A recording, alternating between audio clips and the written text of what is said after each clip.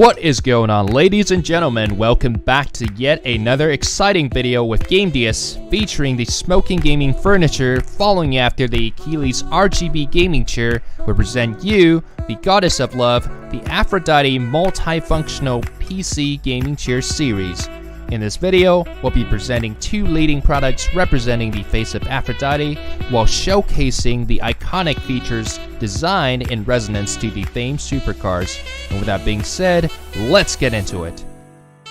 Unique from your everyday office chair, the Aphrodite MF1 and ML1 multifunctional PC gaming chair pertains to an exquisite tailored look, remastering the Goddess of Love in the cockpit of your favorite sports cars, enabling various individuals of different personalities to pilot their wildest dreams during gaming, resting, and even at the most tedious and intense working environment. A huge quirk that made the Gamdias Aphrodite Gaming Chair series come out exceptional in comparison to the others out in the ring is the fact where we renovate our commander's armchair in close affinity to the unique racing seat features exclusive to the reputable automotive, well known in the fantastic universe of sports cars. The seat cushion, for example, adopts the famed supercar seat design instead of your everyday public mode, designated to the regular or standard office and gaming chairs. With its posh stitching and edgy design, the Aphrodite multifunctional PC gaming chair emits an alluring aura and aristocratic bearing that steals the spotlight of the show with her elegant framework, easily fitting into sensible budgets, but providing one the luxury and pleasure that they deserve.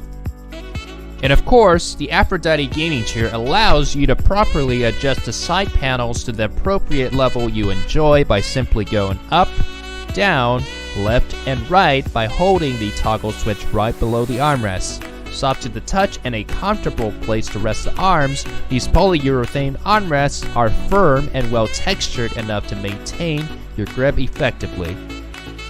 The Aphrodite MF1 and ML1 PC gaming chair, with its own uniquely designed pattern, covered by an advanced leather style, engineered through a meticulously designed vinyl texture that administers the user increased comfortability by providing a high-quality dense foam that ensures its users an incredible experience and ease of use. Speaking of comfort, the Aphrodite gaming chair provides firm support to your back in a specific method that naturally assists with posture, while nicely bolted in pillows provide additional and optional support alongside of the extra pillows that are included to keep you comfortable throughout lengthy gaming sessions. Aside of the mention, a conventional tote and locking mechanism is established in place to enable superb comfort that we'll be able to take pleasure in, meaning that we'll be able to tilt the chair all the way down to 135 degrees or lock it in place, allowing us to lean back and relax.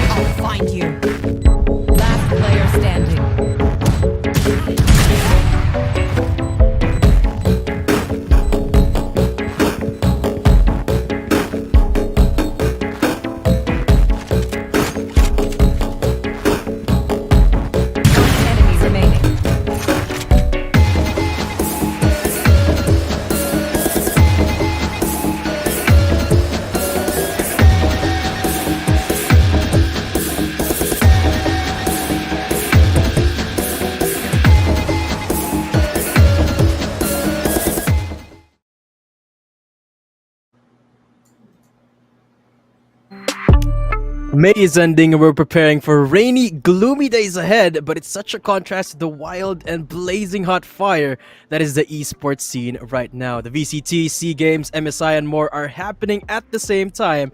And what else is there to do but to have another hot and flaming competition to make it all even better? Ladies and gents, this is Gamdias OneTap 3, organized by Fulcrum Esports. And joining you today will be the handsome, the charming, the one and only Sir Jaeger, and of course yours truly. Welcome to the commentator desk. Look at you, the full prepared spiel and everything. little bit, everyone appreciates the effort, so good job on you there. And yeah, nice to be on the desk with you for the first time. We're not actually entirely sure who's the first game today. I think it's going to be Outplay Uprising versus VG Psycho, though I'm not entirely sure just yet. We'll find out in just a moment. If you hear a dog that starts barking in the background, that is unfortunately a neighbor with very bad practices as an animal owner, so please bear with that. But if you can ignore that, you get to hear me, which is the trade-off. Lucky you. And yeah, as soon as we're ready to go, we'll be jumping straight into it. We do have a couple of teams here that we have seen before, or other players that you can expect to see once again. One of them being Outplay Uprising, very strong team. Players that have made their way through a multitude of very, very high-level tournaments. We've also got the likes of Astra Luna once again, the Looters Club, Kati Zach. You got a couple of players from each one of those that have a bit of a let's say reputation in the scene. And well, we're transitioning to something. Okay, here you go. It's going to be all the teams that have joined. We've got a couple that don't have their logos. Guys, get on this. Every time, I'll tell you right now. VG Psycho, Vinny, Fit Ethereals, Elo Goblins, AKP Delta. I can't see the bottom one. But yeah, guys, get a logo. Then we have women's tournaments. Every single one of them have a logo, and they're all beautiful. Okay, please follow the standards set by the ladies of the team. But there you go. We do have a couple of good teams here, and hopefully some that may prove themselves. We haven't seen some of these people play before. If you're looking at Team Vinny, TMT, Calvin, Sen Tense, interesting name. You got a couple of players, I think, that are a little bit older in the scene. Lelouch is coming back, so is Prod.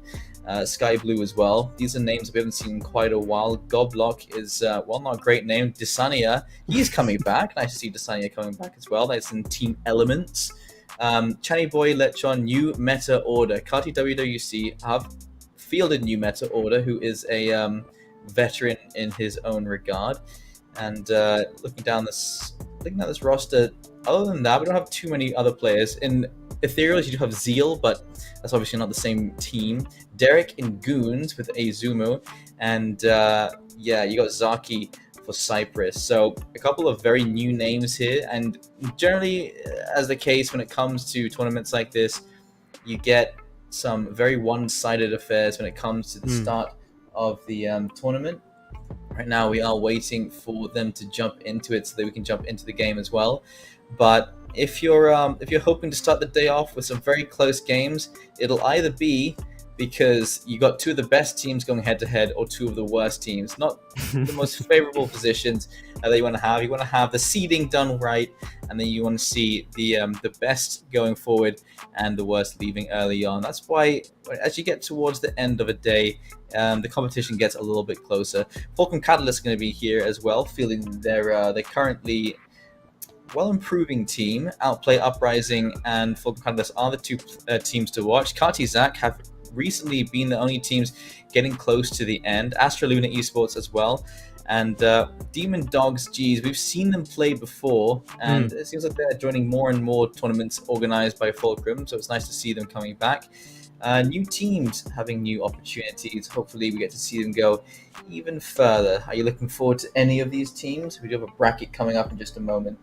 Yeah, I love that you mentioned Demon Dogs. I believe it was a couple of weeks ago when we had a tournament with a certain company from a certain country/city, and they did dominate the competition pretty decisively.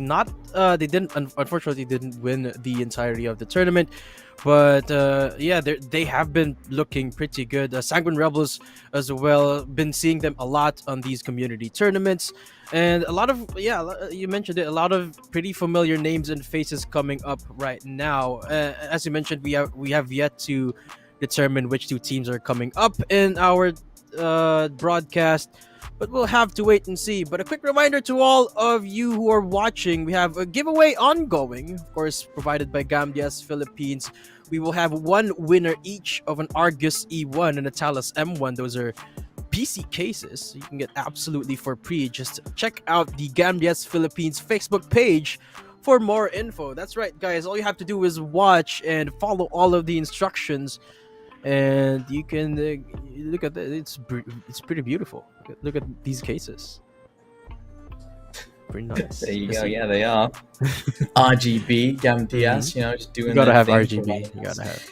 the best. Argus and Talus, as you can see there. We were hyping up Demon Dogs G's earlier on. They have lost to Ace Esports, so not the start they were probably looking for here, unfortunately. And these are single eliminations. Ace Esports, just for reference, Kuro, Sol, Mon, Skintrix, and Jellos are the current players for them. I don't know any of them, so interesting to say the least. VG Psychos outplay Uprising. I'll be deciding who goes up against Ace Esports. And yeah, right now, I guess we'd be 1, 2, 3, 4. We'd be going for, this is best of ones all the way to the end of the day, supposedly. And I feel like we'd be starting from round 2 and then round 3 and then both the semi-finals. But because it is single eliminations, you only get the choice of, we've got 7 maps currently, and you only get the choice of 1. And so it's your only chance here to get to that best of 3 at the very end. You won't be seeing that here yet, but we'll be leading up to it.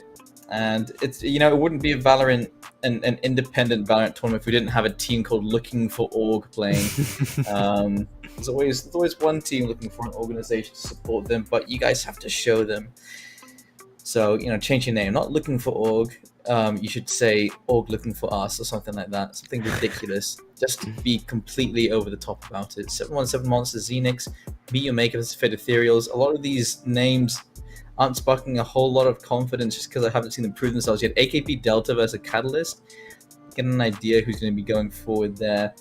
But yeah, up until now, we have no idea who's going to be the first team going head-to-head. It is now 108. Oh! Okay, so Goons and Zol Ragnar will be our first matchup of the day. And I bet you're wondering, who are these people? Well, great question. I have no idea. Let me take a quick look in case I got any information on them. As Goons and Zol Ragnar. Goons, bit of Pole Boss, Derek, Azuma, Somebody, and Kinney. Actually, pretty impressive team. Having Derek in your team and Somebody, those two are they're a good duo to keep your eyes on. And then for Zol Ragnarok, well, there are 2 Zol teams. There's Zol Ragnar and there's Zol Meraki. Zol Ragnar is Joats, Domain, Taekwan, and Renzo. Joats and Domain are 2 names that you may have seen here and there. They have a little bit of experience. I don't think it's really carried them too far in the past, but every little bit of experience does count. They're not the biggest names just yet, but who knows? This could be their first standout performance.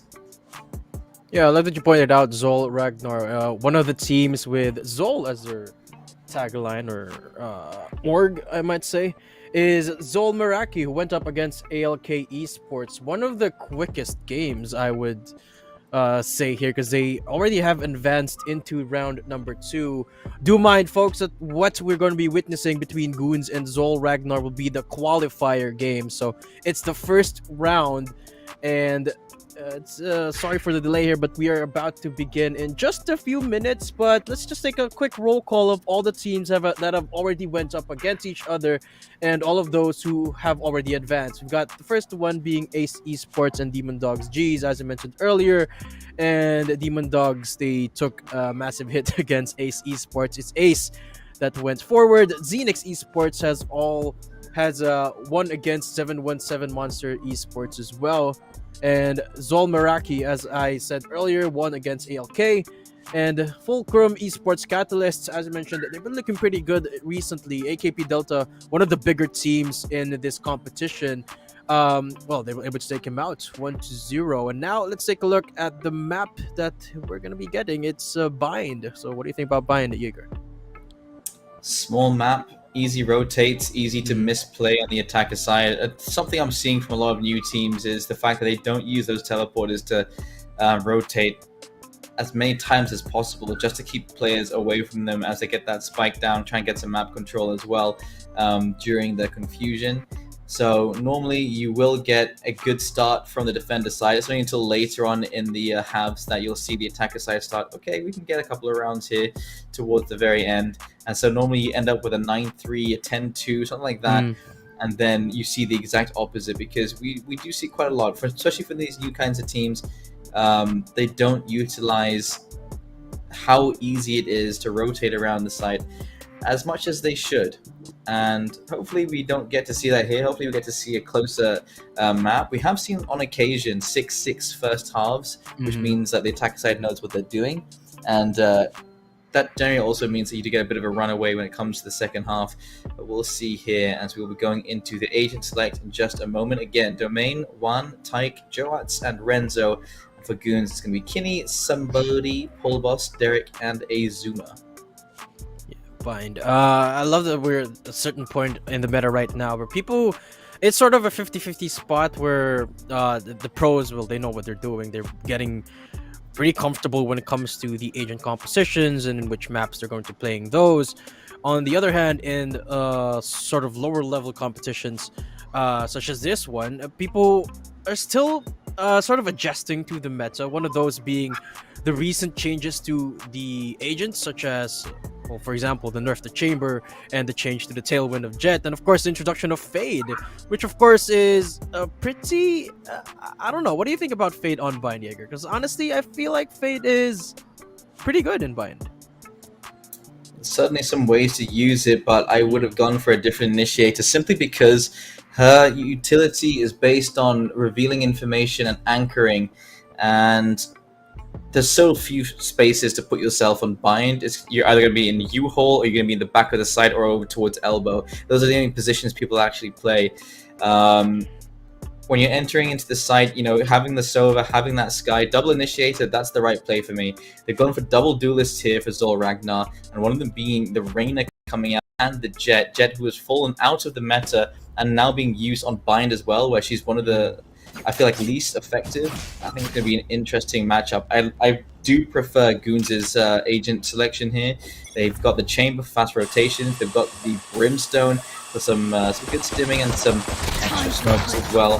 A lot of this tells me it could be a good half, but we'll see if this educated Fade guess is going to do anything. Azuma will find the first kill, though, as Renzo is going to be closing off the Reyna already, and that pick has yet to find its mark. Somebody is picking up a couple of shots, not going to connect any of them, though. The Headhunter not doing what it's meant to do just yet, but they will have the site to themselves. Not a single Sage here as well. The Sentinel game, not entirely the priority, but Spike has gone down, and now 4 versus 5 on a full retake.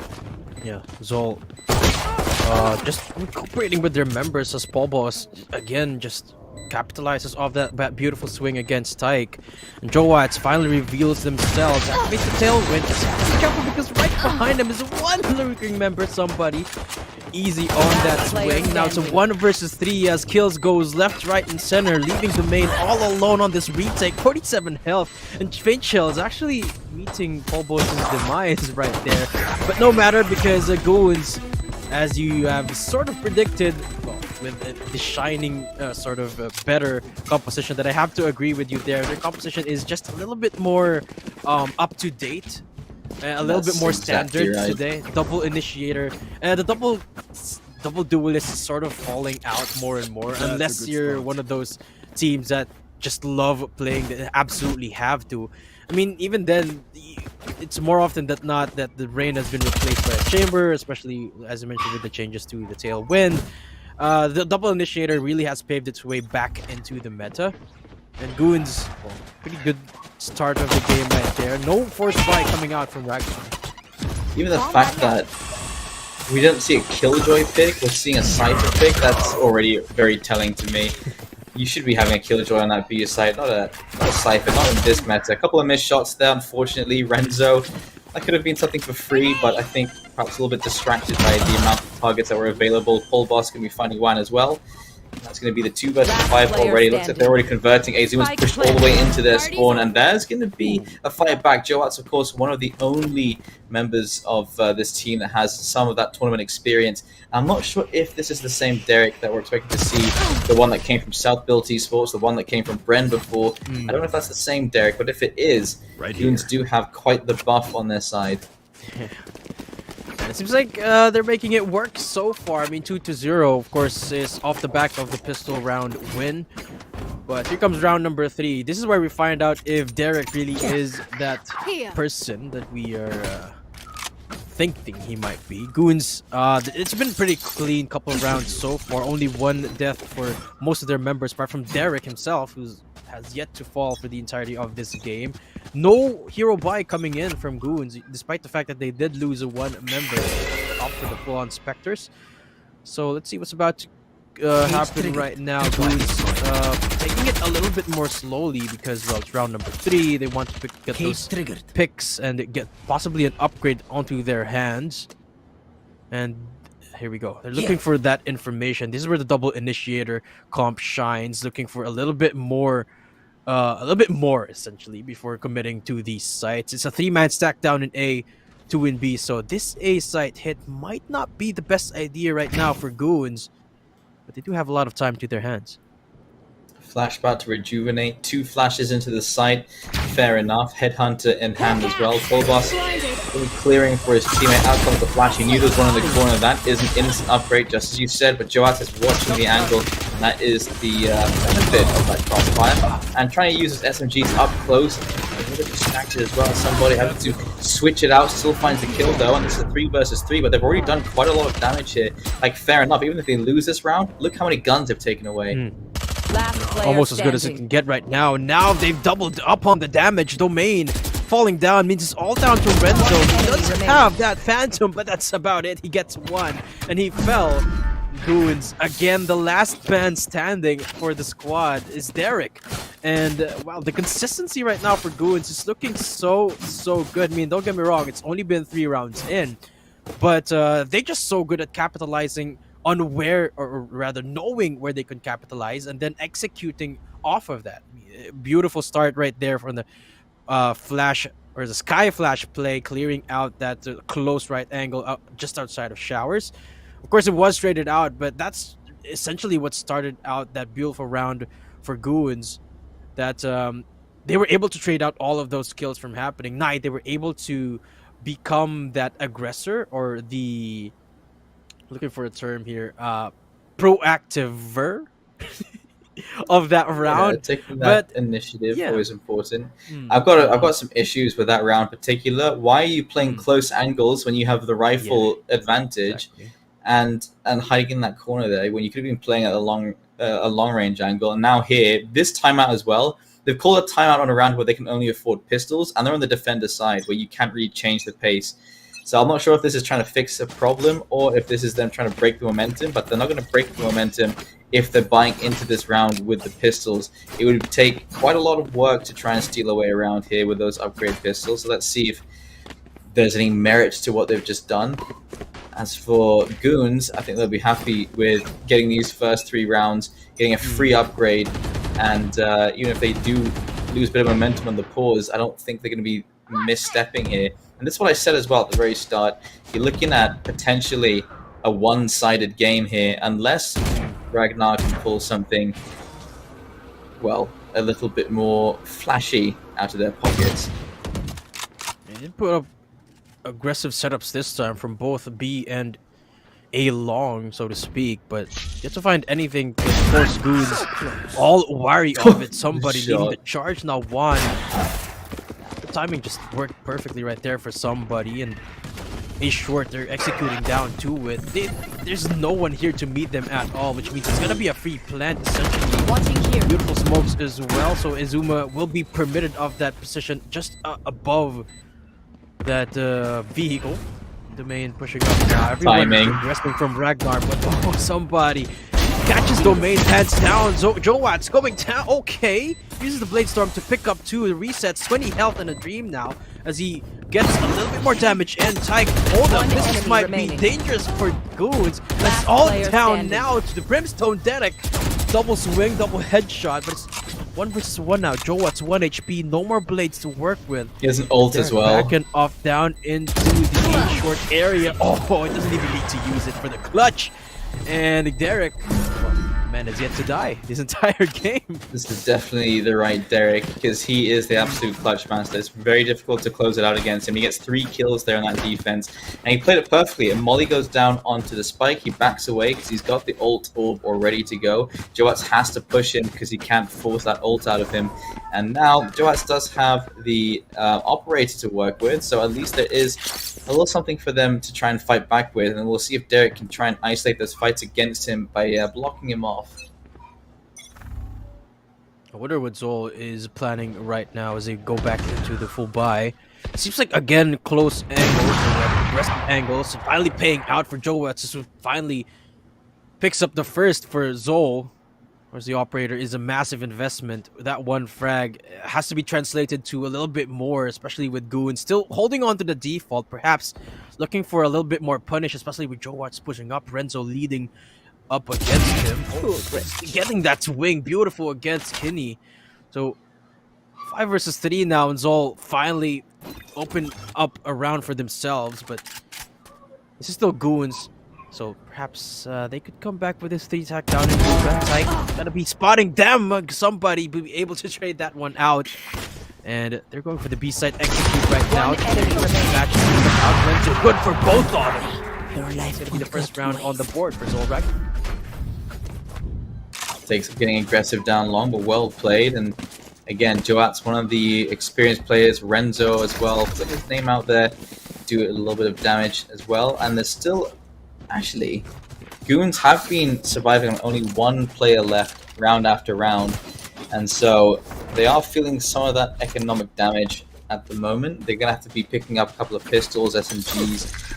One of the cheaper rifles, of course, going to be the Marshall in the hands of Kinney. If he gets shut down, he's yet to get his first kill. Let's play. Not the best start here.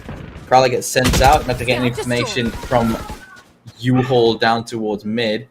And this is the problem with having Fade on Bind. It's all long angles. It's all very tight angles where you can't get information off the utility. I like Fade on the big maps. I like Fade on the large areas. That's where she does seem to shine. These smaller maps, I feel like there's just too many little corners that you can tuck yourself into. Here, a little bit of teamwork perhaps. Boombot to push players out of hookah. I feel like Fade would have been better if coupled with another initiator, but hold that for Fade. A beautiful scam right there. I've got your trail. And members of Goon slowly swarming that hookah area. Somebody activates the tour de force and finds Renzo. And they get the plant off of those 2 picks. Beautiful job so far as they position themselves in this post-plant. Upgrades coming in as well. So, man, this is looking pretty scary for Zol Ragnar, but if they play together, they might just be able to commence with this retake. But how are they going to do that, especially when they don't have the controller anymore? They activate the Nightfall, yes, but somebody's still here, and all that's doing is hold. Okay, doesn't get shot wide off, but he does eventually. Joat falls, and he gets another as well. Juan, do you have it in you? And the answer is a resounding no. And Goons, they bounce right back. Of course, it's a 30 as well. Somebody, absolute speed using that operator. Well, the tour de force. He's now upgraded to the operator. And currently sitting on 10 kills. Somebody, an aggressive operator player, something that's quite invaluable. Well, still enough money to buy into this round as well. So we will see 4 rifles getting picked up. And Tyke, what are you going to do? Going to get dropped over perhaps a sheriff or something? You've got nothing. You've only got pistol, perhaps a bit of faith in your teammates. Either your teammate's going to get a kill and you're going to get a free gun, or your teammate's going to die. You get a free gun. Just stick close to someone, and the gun should grace your presence eventually, unless you're the bait, in which case that's not going to work out. And nice little push there from Renzo. Going to secure a kill. He does escape, not for long though. Derek to get a headshot through the bottom of hookah, and Renzo can't get away. That's put them back into the 4 versus 4. And ult still available for Derek. If you get that spike down, it's going to be another situation where they're going to be very, very frustrated with themselves indeed.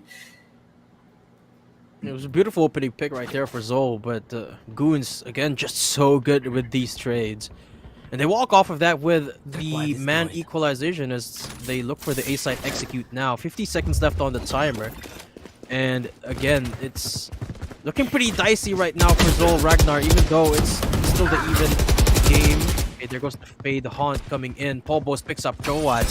And Tyke still holding the line down here in U-Haul. Two of them actually right here, but it's just... They're gonna use that beautiful... Oh, Polbos capitalizing on that peak from Tycho. And again, that's just not the way to do it when you got a singular initiator on the Fade in Bind. It's gonna leave Juan and Domain on a 2 versus 4, an operator against them as well. It feels overwhelming, but Domain is a beautiful spot right now as he gets to somebody, and Kindle falls. Polbos to follow right after. So now it's all down to Derek with 20 health, and he's revealed by the neural theft, and Zol, they pick up the pieces, and they pick up their second round. 2 versus 4 on the retake. Post plants, they weren't prepared for the flank, and Chamber should have been aware of that flank. Where were his traps? Where were they in position? The fact that he got crept up on here, terrible idea there from somebody. Kinney as well. They get to pick up the operator. Plenty salvage for a 2 versus 4, and a big blunder there from Goons. It's the 2 versus 4 went as good as it can possibly get there. I mean, they didn't really. I believe they didn't even have to use the dark covers from Domain because Domain was just unaccounted for. And off of that, yeah, as you mentioned, they pick up the up and run, Tyke, run! Tyke, but he survives with 10 health. And here we go, defense now coming in, paint shells. He gets denied his life.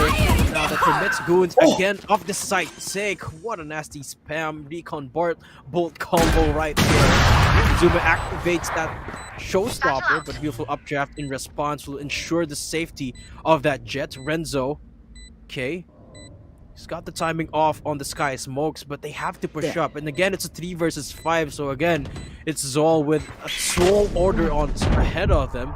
Paranoia is gonna buy so much life. Well, Domain gonna push up with it. And there's just no way Renzo can pull this off. 70 health. Goons with a flawless comeback right there, 6-2. They've already assured themselves a very good position when they go into the second half, and they're playing these pretty well. They are taking a good amount of map control. They don't actually have to go for the rotates because this defense, not many crossfires set up. Zol, they keep getting pushed out of their positions. Ults being used at the very start. Just good ways of making space for themselves and capitalizing. And the other thing here is we are seeing such an aggressive push coming from Azuma. He pushes all the way into their spawn every single time, just making the space. That is the duelist's job, and he does it very, very well. Doesn't need to be secure in the kills, just needs to make sure they're pushed back. And again, this push down long, trying to push them back. Azuma's going to find one, but double kill here from Mike. Breakdown still coming in. So many missed shots. Azuma does find one. Pulver's going to find one as well. Down into the 2 versus 3. Renzo staying alive on 76 HP. That's not enough, and not enough to work on at all. And how are you not dead yet, Pulboss? Unfortunately, will be finding the kill onto Renzo, and now one gonna have to go for what must feel like the longest walk ever over towards the B side, where he's gonna try and retake with a sheriff at half armor. Yeah, but miracles do happen, so perhaps there's enough in the tank for one. Reveal yourself like that, it's just so easy for Azuma to capitalize. And Ragnar, well, they had the right idea. It was a beautiful dismiss right there to start with for Renzo. But just what damage can you do with a free gun, essentially? And Joat's falling there a little bit early on means that they didn't have the luxury of the Blade Storm anymore, which of course was the most firepower they had in that round. So it's 2-7 here, and I can't say we're surprised here, Jaeger, because you did kind of predict this. 7-2. Goons, of course, started off with a beautiful composition. And you did mention just how experience come into play in these sort of situations. And of course the Fade, well, making it a little bit harder for Ragnar to keep toe-to-toe essentially with Goons, as they now have to opt back into their default hold, apart from the push down in a short. Yet to spot that one looming member on the lurk there on somebody, and Joat's gonna fall off of it. Tyke gonna try and capitalize off of that. And he does. Domain does as well. Almost falls. Azuma doesn't get the shot quite off against Renzo, who activates the Empress. Overhealed now and holding the line down in B. The Goons 2 versus 4, and they're gunning for the A site hit. Launching smoke. Stim beacon down. Smokes out, stims out, spray through. Good catch there from the tripwire. That's going to be the 1 versus 4, and Juan's going to find both those kills. That's going to be Ragnar finding themselves a 3rd on this defense. That does close down a little bit, but they still need 2 more. There are 2 more rounds left in this half, and a pause has been called because Goons want to finish things off strong. But they do open themselves up to the curse. 3 to 9 is definitely possible here. Perhaps if they just keep up with their rhythms, because honestly they've been performing well pretty good, if I might say.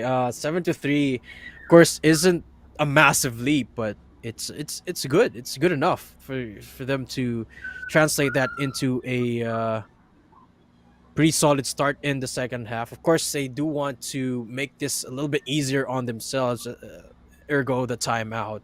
And like you said, the 9-3, they want to make it so much harder for their opposition to potentially come back, but it's really hard to imagine just how they will with the Fade. I know we've been talking a lot about this, but really it's just so hard to be in bind with just a singular Fade, because honestly I don't think Fade is that bad at all in bind, as long as you couple her with perhaps another initiator, something like perhaps a Sky or a Sova, or literally anything, or a Sova for the best measure, I would argue. But on the defense, I would argue that they will have a little bit of an easier time as they did on the attack, because they don't really have to have as much information. All they have to do is just hold the line here on these angles. But instead, they're going to push up in shower Renzo, and of course, the double duelist combo. But somebody got a nasty shot against Renzo, and that's gonna essentially stop the push altogether from happening, as a default slowly crumbling here for Zol Ragnar. I believe they're decided on the B site hit, but they have a little bit of time to work with. 1 minute on the clock. See Prowler getting sent out there for just a little bit, and spotted in short. Whole boss, he's going to find the kill into domain. That's actually already an opening into the entrance. If they smoke down over towards the elbow, one can't even see anything for a second there. I've got your trail. Site's still empty, so they know they can just hold that site, but you need to hold a little bit stronger than that, because somebody's going to find the first kill. Joats is going to get a refrag, but they're already down to the 2 versus 4. We have seen this before, though. The 2v4, definitely possible. Azuma, he knows they're there on the other side of this smoke, and instead of sticking around too long, he will back away. That's a smart move. Juan and Joats, how do they work their way back into this? Because the spike is now ticking away. The smoke finally dissipates, and they've told themselves, don't push smokes. Go down. They're going to clear that corner. There's a spray down. Azuma's going to find them both. 8 to 3 Goons getting themselves in a very good position for the second half. Last round in the half. Right now, 5 rounds, and I believe, well, it is the last round. So, Zol Ragnar, they have all the bank that they can muster up right now. Despite losing that round, we'll be able to reinvest in those assault rifles right now. Apart from, well, Domain, who only has to opt for the Sheriff, receiving the shorter end of the stick in this entire Zol roster. Silver lining is they have 3 ults to work with. You want to play? Let's play. Nightfall and the Rule of Theft. So retake is gonna be a lot easier. Having said that, are we even gonna get that point? Unable to capitalize off of that swing, but he does eventually against Azuma. So does Tyke against Keneal. So this Goon's assault down in A short has been stopped completely because Spike is in no man's land and they don't have smokes to work with anymore. I mean, they're calling upon the rotation from all of their members, but can they even retrieve the Spike here? Jaeger, it's right in the middle of the aisle right there. Bobos doesn't have the flashes Tyke anymore, but he finds Tyke right before the dark cover comes down. And this is going to make it a little bit easier for them to secure this spike, especially with the Sky Smokes being readied up as well. The Paranoia at the ready in response. They can't even inch up right now. Domain waiting for the peak, but they got it. They got the spike. They're going to go for the rotate. That's right. Teleport straight through, and they're going to run for tripwires here. Cypher has to put up quite the defense if he can.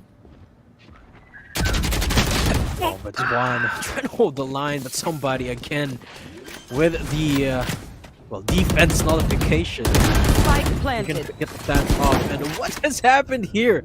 Goins, they've turned around essentially. It's 2 versus 3 from a 3 versus 5, and Ragnar's just scrambling for air. Pobos, he spots that member right as the sky smoke dissipates, and Domain, he knows, or his position has been noted here. Renzo has still got 2 years to work, unfortunately, but can he follow through with the kills? No, Domain is the one who gets one, but Pobos shuts him down altogether. 9-3 Goons. Switching As I sides. mentioned, curse activated? Question mark? But nonetheless, it's a pretty comfortable lead right now for Goons.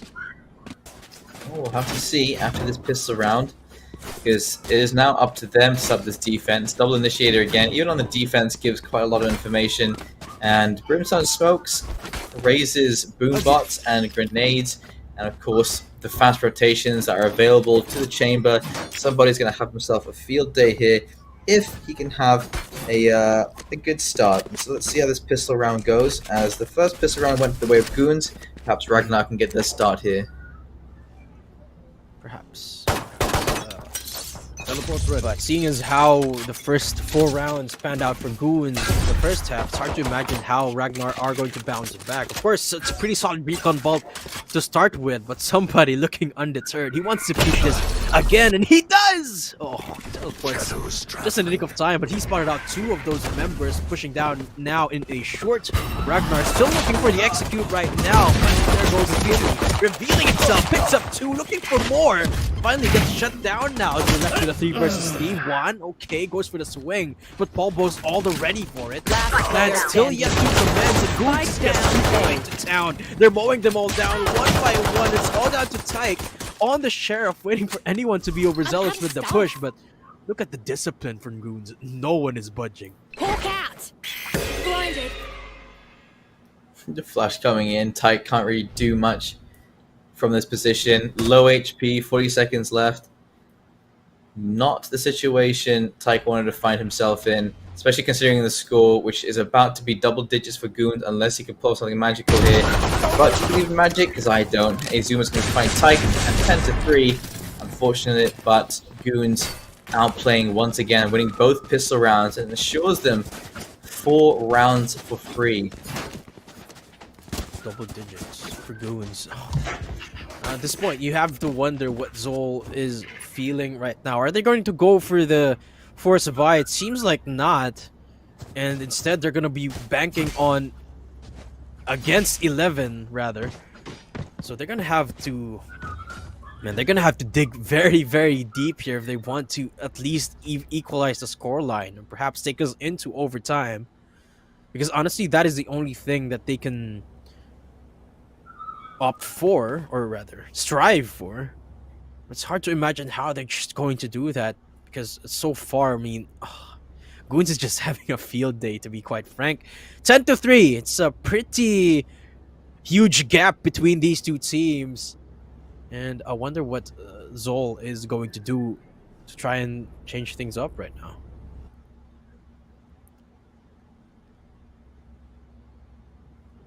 Well, for now, let's have a quick look over the map with the tech pause active, and the problem with the current team available on the side of Ragnar, because while you have the Omen, yeah, you can clear Hookah with the Paranoia. You don't get as much utility as with a Brimstone. Cypher on the attacker side requires a lot of patience, and it's just so difficult to use. You can get some information by setting out a camera before you enter into a site. You can put some tripwires to make sure no one's going on your flanks. But ultimately, Cypher becomes very difficult to use when you're on that attacking side. Jet and Reyna, they both have their places.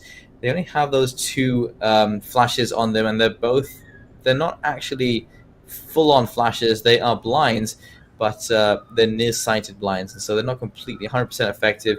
Fade on the attacker side, going up against these. I mean, again, it comes back to the fact that if you send out a one of your lurks and you try and spot the players that are inside the site, they can just back up into elbow, back up into spawn, Same on the A side, you can just get into U-Hole, you can get behind the APC, into triple. There's just too many positions where you can keep yourself safe from Fade's abilities. It's not like being in the middle of Breeze when you're on that A or B site, or when you're in Icebox at the back of the site as well. There's so many ways you can use that information. But on small maps like Bind, perhaps not as effective. And it just does not bode well for them. This defense, they don't have as many defenses as we saw from Ragnar, but sending out a boombot for information, sending out your Trailblazer, having the recon bolt, having the slows on the detection, and having the stim beacon on the defense. There's just so many reasons why Goons' team lineup is just that much more effective. Let me rack your brain a little bit here, Jaeger. There's been an ongoing sort of little bit of a debate, I guess, going on whether Fade is going to be the next Sova, because we did see a bit of a hit down into Sova's kit recently. I mean, it's not anything game-changing. Sova is still Sova. But do you think Fade is eventually going to take over the meta? I know the limitations that the Fade has in comparison to something like a Sova for the information gathering, or something like a Breach for the utility pump. But there's a learning curve with these things, right? With these initiators in particular. And do you think in the future Fade is going to be a standard in Valorant, in the same sense that Sova is, or was, I guess? Certainly possible. I mean, Fade does provide quite a lot, and it's actually even more utility than you get from the Sova. The other thing with Sova is Sova's become way too predictable. If you see a Sova still alive, you know there are a couple of shock darts coming somewhere.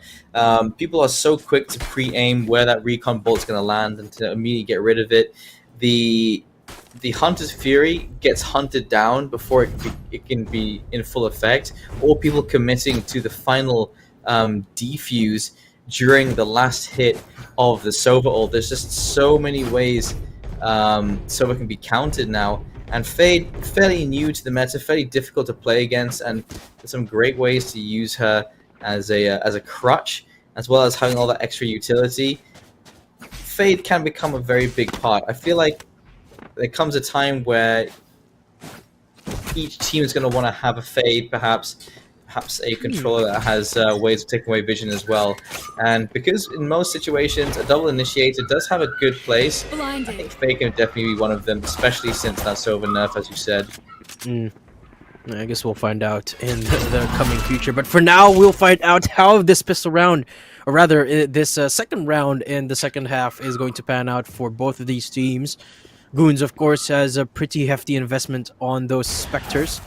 They're playing pretty tight angles, but this is going to be effective against Zol, who only has to group up to get those trades off. Paul Boast, they're just Spike down. B. again mowing them down one by one. And they're pushing up as well. No fear at all as Domain quick to shut down two of those members from Goons. At least he won't be able to get that spike again, and Derek just gets to spam off against Domain, but behold, Zor actually able to thin down the members of Goons, but not for long now, as Derek just gonna shut down Tyke and pick out round number 11 on the board for Goons. 11-3, and Zol Ragnar are, well, on the face of match points.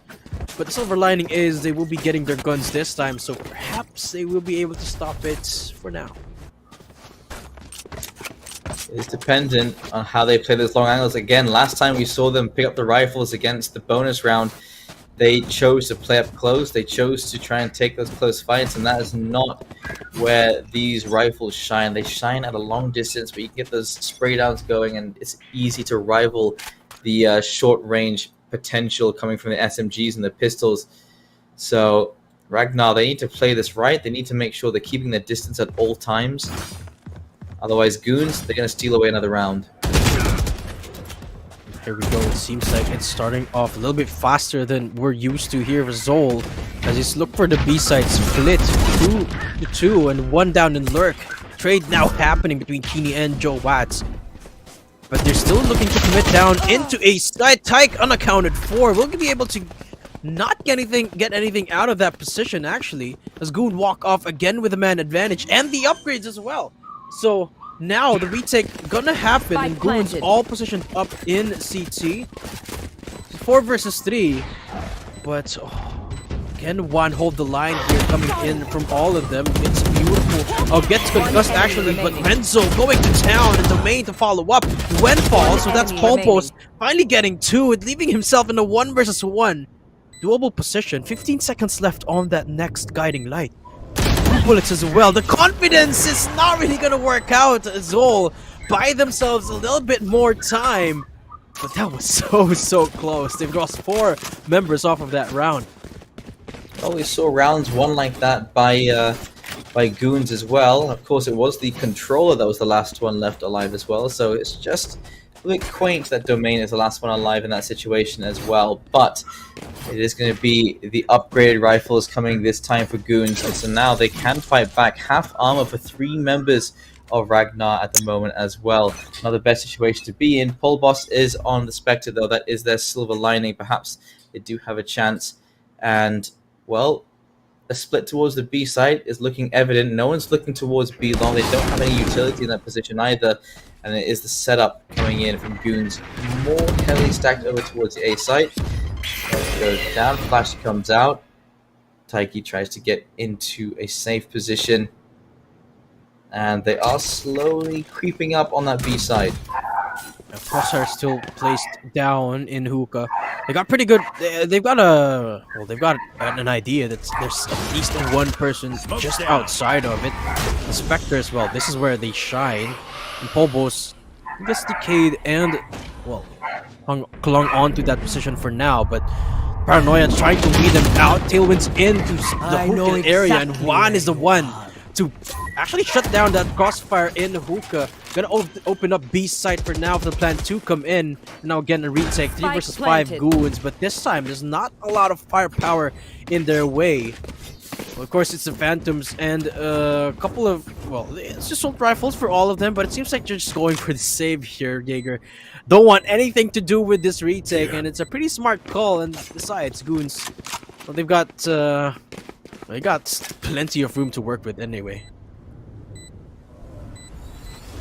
I mean, 3 versus 5, and we've seen how their retakes have gone, but yeah, they're just going to try and hold on to these weapons for as long as they can.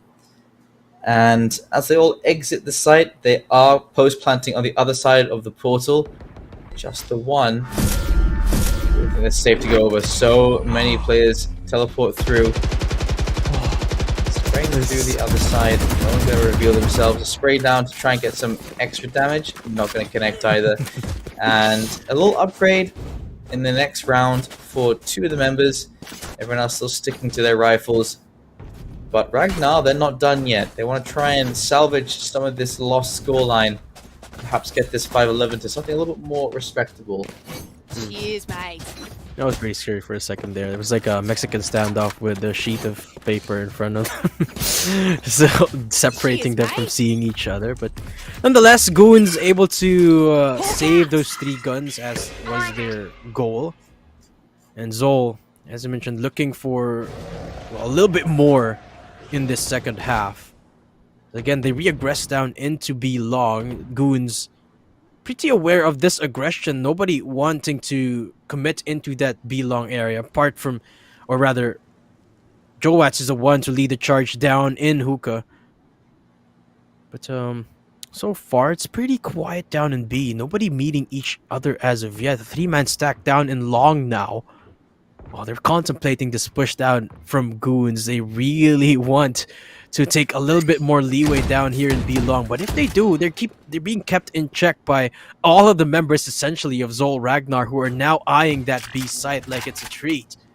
And they want to execute, but they've got really no clue as to where everyone is at. I mean, I believe they've yet to use those recon abilities, but they have to execute pretty soon, because 35 seconds is not a lot of time to work with. This as the smokes now coming in from both of them. Paranoia being laid out. Bobo goes for the peek into that flash, and he got Renzo quite easily.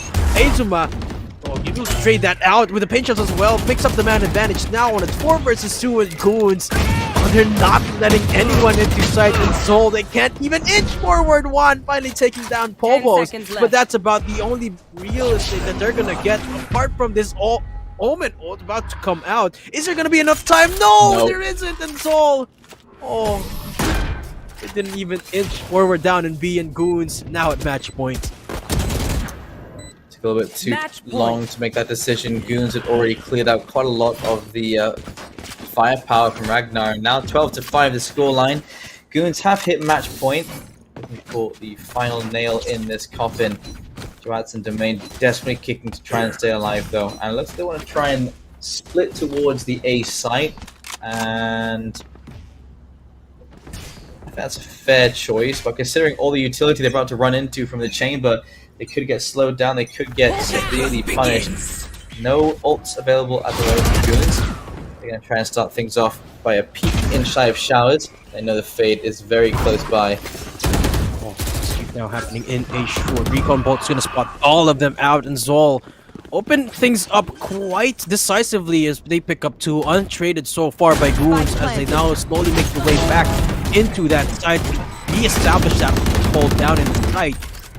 Utility now coming in from both of these sides, and 2 kills going in Goons' way means that it's suddenly doable now. 1 HP left on the fade. Taiki looking for more here as he de-aggresses back into safety.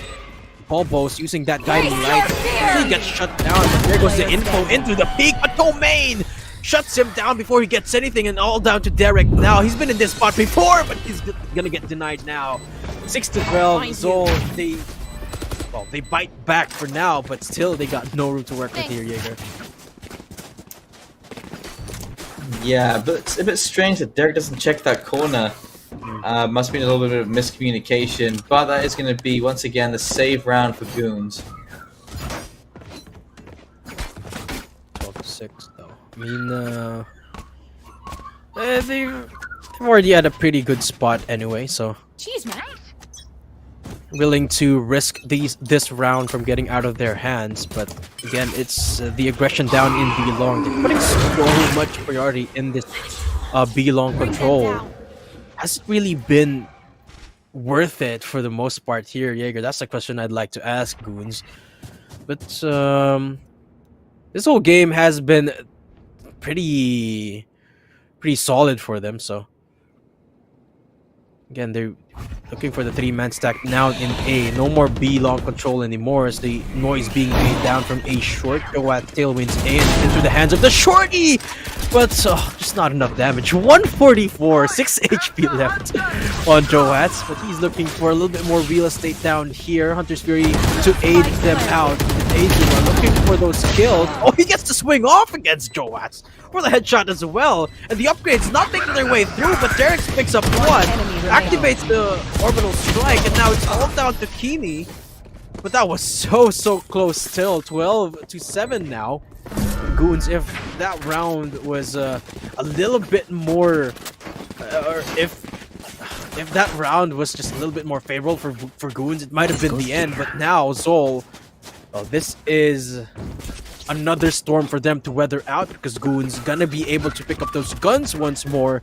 Silver lining is they're the ones who have one ult to their name. That's the Blade Storm. Of course, Goons don't have any of their own. That's a good spot. The judge in the hands of Azuma, Op in the hands of well, their chamber. Let's see if it's gonna get the first touch this time.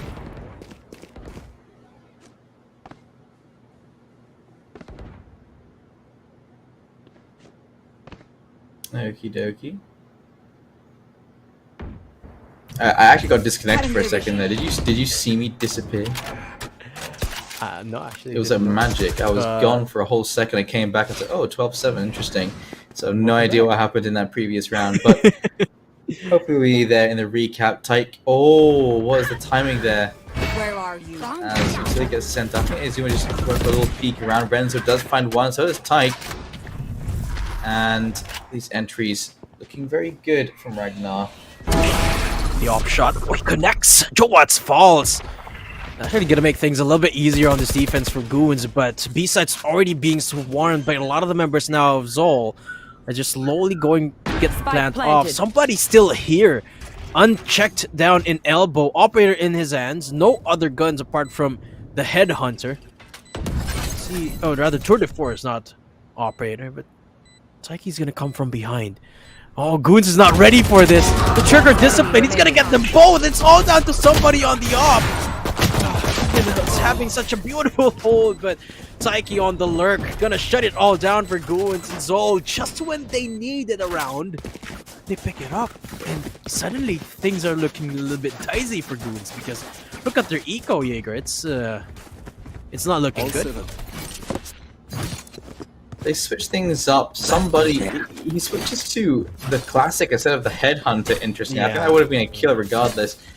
But well, a nice attempt, and Ragnar, they are fighting back, and you are seeing this attacker side being a little bit easier to work with. Goons, they are losing this big lead they had available to them.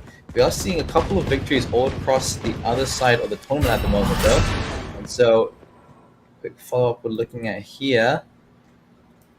Into the next rounds, Arcadia Transcend, AC Sports, Element, Kati, Storm's End, Kati Zack, Xenix, Kati Whack, Elo Goblins, Zol Meraki, and Fulcrum Esports Catalyst. Some that haven't even started yet, it seems to be. Perhaps a couple of teams running late one. Can I take the first fight? That is some pure confidence in your teammate not to look to the left there. And Paint Shells can force back one there as well. We're down into the 2 versus 5. Joat's already peeking into spawn. It's just dry peaks. It's so scary now. What is this newfound confidence for Zol Ragnar? It seems like they've found it out of nowhere, seemingly. The operator, this time doesn't get its mark off as somebody, doesn't get anything really out of it. And Joat's just gets to spam off. Ragnar. Well, I'm getting comfortable here, Jaeger, because we might be in it for a long while. It looked pretty one-sided at the start, but now Goons is slowly faltering at match point, no less. What has happened to them? They're really struggling on this defense. You would think that in defense they'd have a little bit of an easier time, but no, Zol is slowly taking over the game. And again, I think the bank is broken once more because of the hefty and it wasn't a. I believe it was just the sheriffs for them that last round. So this might be the last round where they might close this game. Otherwise, Zol is looking at taking overtime. Well, we'll see how that goes, because it always comes down to this, doesn't it? It comes down to that. Oh, the score is 11-12. Okay, we're gonna make it 11-13 now. Like, oh, now just now we found the pieces at the very end. Oh, it was there all along. It's always that kind of scenario that gets pulled off, and I feel like it's gonna happen here as well. I'm sensing 11-13. Perhaps, or perhaps it's gonna be a 13-9. You know, perhaps Goons will be able to close it out right now. Of course, Zol has been taking things up a notch, picking up the tempo and not letting Goons play at the speed that they want, which, as we know, is not really the fastest, which is why they're really struggling to keep up with Zol Ragnar right now. But it's all going to boil down into the first touch, who gets the first advantage, and it's going to be Joats once more. And Ragnar, they walk off looking pretty confident still. That's the operator gone for Goons, and it's gonna dismantle this B site hold massively, leaving only one member there. Nightfall going to be committed down in A, but it's a bait and switch. They're actually going to be with the spike. John's entering with a Blade Storm, and that is a bit of an investment.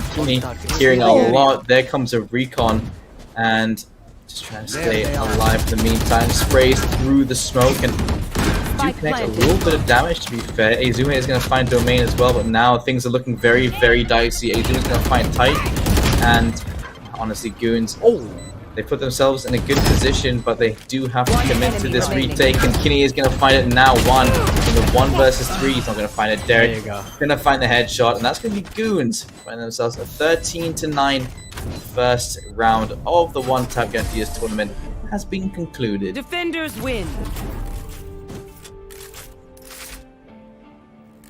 Bit shaky up the second half there, but Kenny with the sight hold, just taking matters into his own hands, essentially, just staying alive for the longest time. Even though the plant was already coming in and everyone from the opposition is already in sight, he just anchored himself into elbow, put his feet down, and said, "Hey, you're not getting into this area." And essentially, that's what they banked on to win that round. There you have it, folks. The first they advance into the second round, but they still have a lot of work ahead of them if they want to advance into the semifinal. Against, guys, you're still watching Gamdias OneTap 3, and if you're just tuning in, my name is Adam, casting here with Jaeger. That is the first game of the day, and we'll be back with game number 2, so stay tuned and don't go anywhere.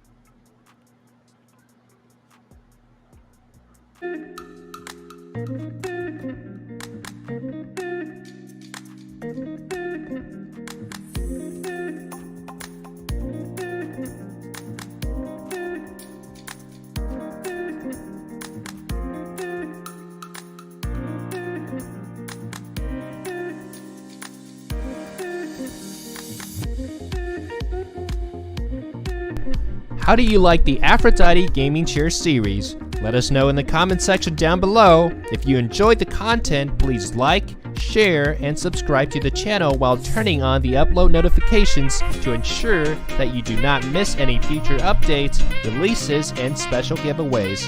Until then, we'll see you again in the next one.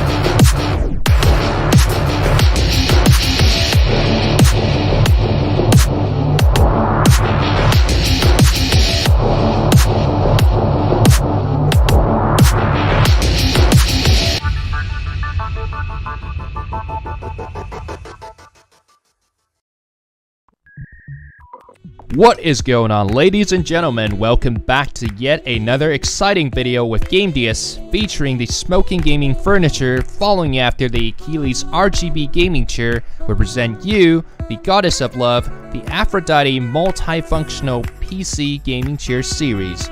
In this video, we'll be presenting two leading products representing the face of Aphrodite while showcasing the iconic features designed in resonance to the famed supercars. And with that being said, let's get into it. Unique from your everyday office chair, the Aphrodite MF1 and ML1 multifunctional PC gaming chair pertains to an exquisite tailored look, remastering the goddess of love in the cockpit of your favorite sports cars, enabling various individuals of different personalities to pilot their wildest dreams during gaming, resting, and even at the most tedious and intense working environment. A huge quirk that made the Gamdias Aphrodite gaming chair series come out exceptional in comparison to the others out in the ring is the fact where we renovate our commander's armchair in close affinity to the unique racing seat features exclusive to the reputable automotive, well known in the fantastic universe of sports cars. The seat cushion, for example, adopts the famed supercar seat design instead of your everyday public mode, designated to the regular or standard office and gaming chairs. With its posh stitching and edgy design, the Aphrodite multifunctional PC gaming chair emits an alluring aura and aristocratic bearing that steals the spotlight of the show with her elegant framework, easily fitting into sensible budgets, but providing one the luxury and pleasure that they deserve. And of course, the Aphrodite gaming chair allows you to properly adjust the side panels to the appropriate level you enjoy by simply going up, down, left, and right by holding the toggle switch right below the armrest. Soft to the touch and a comfortable place to rest the arms, these polyurethane armrests are firm and well textured enough to maintain your grip effectively.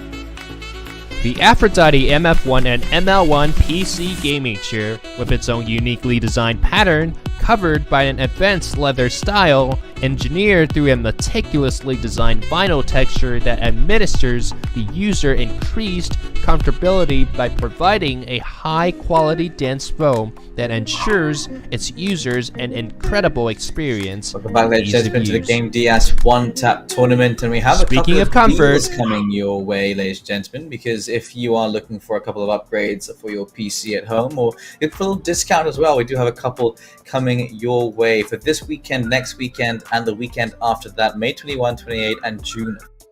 60% off on some select items, up to 60% off. Some have less of that 60%, but you get the gist. 3 stores online: Gamdias Shopee, Gamdias Official PH, TechPlay Shopee, and TechPlay Lazada. That's where you can find a lot of these discounts ready to go. And if you want to see some of the items that we have currently getting those discounts, well, we're going to show them to you here as well before we jump into the map pick and ban. Remember, we are going into another best of one. We've just had our first one, and we are looking at the next stage, next round of this tournament.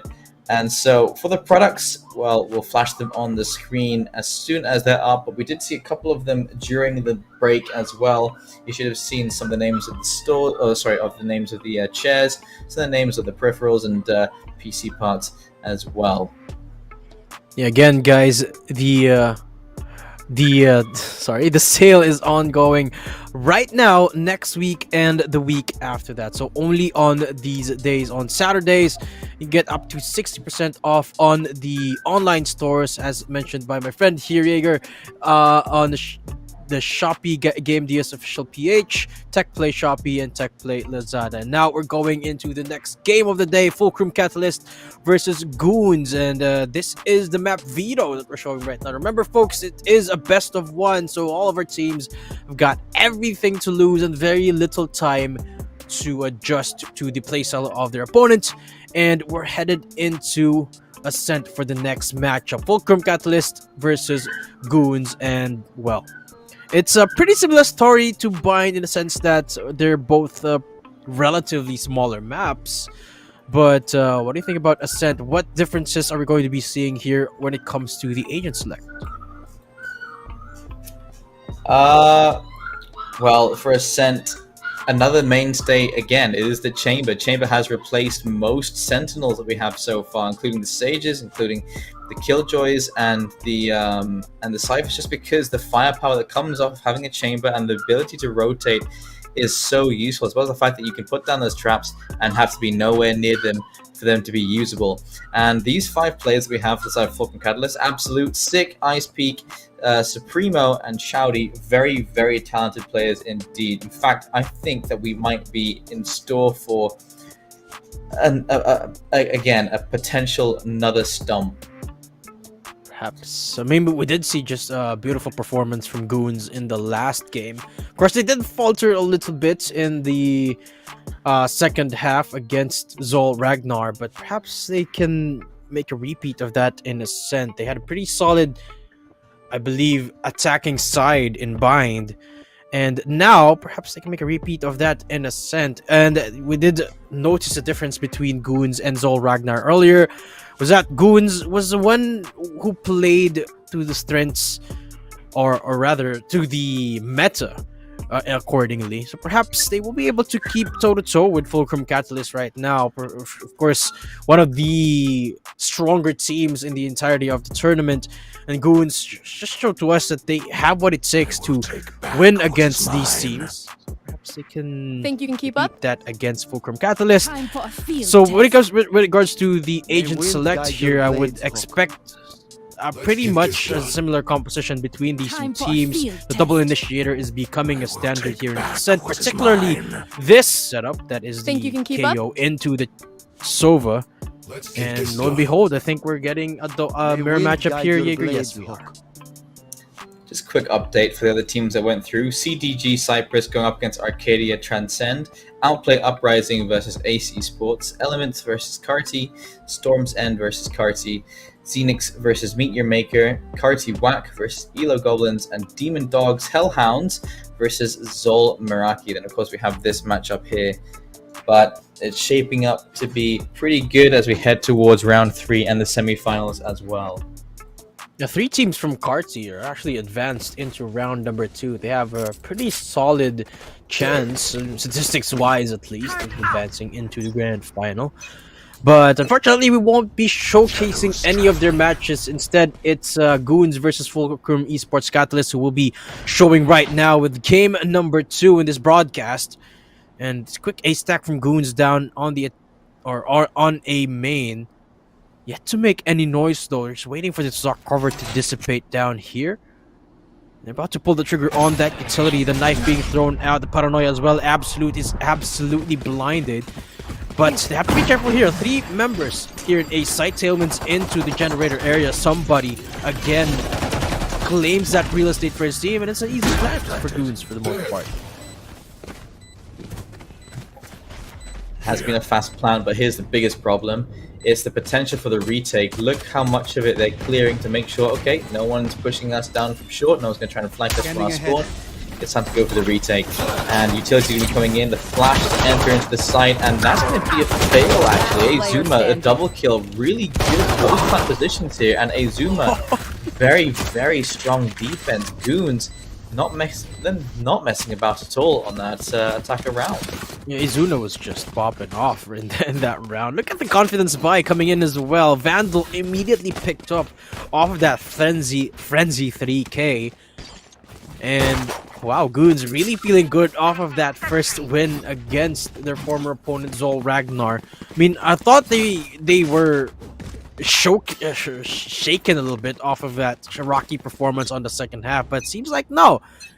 They've bounced right back, and against the catalyst of all of these teams, they have a pretty solid pistol round to start with. Now, are they going to make that explosive entrance once more down in A main? It seems like a resounding no yet as of yet, but they're pretty respectful of the frags here from Catalyst. They know that these players are still pretty deadly when it comes to the aim duels, so they don't really want to give any of these guns away, especially this Vandal from Azuna. Here we go, mid push coming in from Goons, taking it a little bit slowlier this time. Using that utility, Aldrone leads the charge, and there goes the dark cover. They're taking control of Pizza, now Market, and really they have to be careful of this dark cover coming in from CT. They execute down into B site, somebody leading the charge with the tailwind. Yet to find anybody so far. Somebody only had that Sheriff, and it's Azuna finally making his way in, but he will be able to capitalize off of that first frag. And now, that gun is in no man's land, but at least Goons walk off with the spike now in sight. 30 seconds get the left. plant off. Hobo's making his way down from main. Doesn't get anything out of it. Finally does take care of S1000. Will he be able to find more? No, he won't. Kenny finally pushing up and will be able to secure the round for Goons. But what a rocky round that was. Fortunately for Goons, they're able to clean it up. That is the fear, isn't it? And I mean, they managed to take away some of his weapons. That Vandal that was bought up disappears. Izuma doesn't have much money. He's going to have to try and spend down to around 1k. If they lose this round, it won't be good for them. They won't have enough money for full buy-ins across the board there. Meanwhile, Catalyst, that's 4 Vandals, that's 1 Phantom. S1k is only going to be using half armor here, but I don't think that's a big problem. I think the bigger problem is Goons' economy, because they have invested quite a lot into this round. Absolutely. I mean, Kenny used up all of his bank just to pick up a Spectre. So really, they're gambling everything into this round number 3. I mean, they were able to do it in the first game in Bind, but the momentum questionably still in their favor. I would think not as much as it was on the first game, but we've seen them play at a disadvantage before. We know this is a team that can absolutely thrive under that pressure, so to speak. Again, they're looking for the A site execute right now. Derek, a bit lopsided on the nano swarm right there, but no matter. Looking undeterred, this knife detects the presence of one of those people with absolute, with another hole down in the site, still yet to fall down. Chowder shuts down Derek, and Azuma gets absolute down finally. So Goons, they take control of site to get the plant off. Spike planted. 2 versus 2 on a retake into the site, looking for a head to pop off. Not really expecting the head to be so close. Azuma once again saving Goons here. Shouting Ice Peak. That investment seems to have paid off, and the gamble has extended their lead. Goons looking very, very strong. Derek has picked a very good team to side with indeed. Goons, can they finally translate that momentum into a quick game? Because this is how they started off Ascent is looking pretty similar to how they started off earlier in Bind. But the question remains, can they pull through with it? That's the question. But the difference now is that they are on the attacking side, which is where they struggled last time. So looking pretty good if you ask me. The utility usage has been on point so far, and again, it's the mid control for them. It's no guns at all for Catalyst, no hefty investment, only the Sheriffs. Supremo gonna be spotting out Derek. Are they gonna peek this? Yes, they will, but they pay big time for it. S1000 won't be even able to walk out of there. And then Azuma all alone against the shorty, and Absolute gets a little bit iffy and jumps out of that corner. Now it's all down to Chowdy. Of course, he does have the ultimate available, but will he commit that on this 1 versus 3? I doubt that, but if he gets that weapon, perhaps he might just be able to go for the 1 versus 3 here. He does have a lot of utility available, 1 flash, and apart from that, everything else available for him. The only thing that he doesn't have the luxury of is, of course, that health, 45 health only. And Polbos is so close. If he doesn't check this corner, he does, but Kinney just capitalizes on the trade. 4-0 Goons again. Well, they clean up. Pretty damaging for the most part. The Catalyst pick up 3, but Goons still looking rock solid. You see that setup as well, putting a player so close by to go for a trade, and in case someone tries to peek from spawn as well, that would have been the Omen cleared, and still 2 players on the stairs for a double peek on the response. They set up there for every scenario, and that is a very good setup indeed from Goons. Catalyst yet to get their first point on the board. This is looking a little bit dire, but we have seen this before on Ascent as well. This can be a very attacker-sided map, just like Bind was earlier. And the same can be said here again for Goons. So Catalyst, don't count them out just yet, because we may see one of those comebacks like we saw on Bind as well. Yeah, especially with this op in the hands of Catalyst right now. Somebody again leading the charge here. Up shot goes wide as somebody again opens up the side. Ice Peak though shuts down Polbos. Dusty Omen gone. No controller anymore for the attacking squad here as Azuma again claims that space on the KO. Still has yet to activate the null command, and somebody's already made his way down into heaven, picking up all 3 members of Catalyst and Goons. Wow, they shut it down and they punish the op. So again, Catalyst back to the drawing board. They have to time out soon. Yeah, that's actually a pretty good call. 1 timeout just to reset themselves, but at the moment they're not playing to their peak. Sick down 1 kill only. Ever since that Jet debuff, Sick has been having a very difficult time playing with his team, and now very limited on money, limited on armor. They're trying to get aggressive at the start of this round, trying to push down A main, but all the presence is towards B main and towards mid. So there is potential for perhaps a bit of a flank, but they actually don't over-invest in that push. They start to push their way back towards the A site, realizing that this is probably going to be a split towards the B side. And there's quite a player inside of the market, and a spray down already. Somebody goes straight through the swarm grenade to make that space, and well, push even further. This is how they play. They don't just take the site, they push it to their spawn as well. So aggressive, so confident at that as well. And still a 5 versus 4. Shouty gets a beautiful headshot onto Elzuma. So that's going to permit them up 1 upgrade, but this is going to be enough. 4 versus 4, a lot of utility available. Null command at the ready as well for Catalyst. Low health bar for their, or rather, Goons who lost null command availability. Polbos keeping the line, holding the line, and somebody again who goes massive. 3k now, but S1000 all alone. Vandal in hand, 5 HP. And that's all he's got. 6-0 on the board. Goons. I mean, it's looking... Well, this is a very different look from the last game already, because 6 rounds consecutively, and wow, this is a completely different team, mind you, as well, from the last team. But Fulcrum, they have to get their stuff together soon. You can practically hear the communications coming from Goons on that final kill. 2 versus 1, probably teammates screaming, "He's 5 HP, he's 5 HP, he's 5 HP." It's always that case, and just 1 extra bullet is gonna do it. And yeah, 6-0. You call the timeout. It's finally come out, but it comes out at the point of no return, right? The 6-0. There's no way you can lead into the second half. Yeah. So now it's all about that damage control.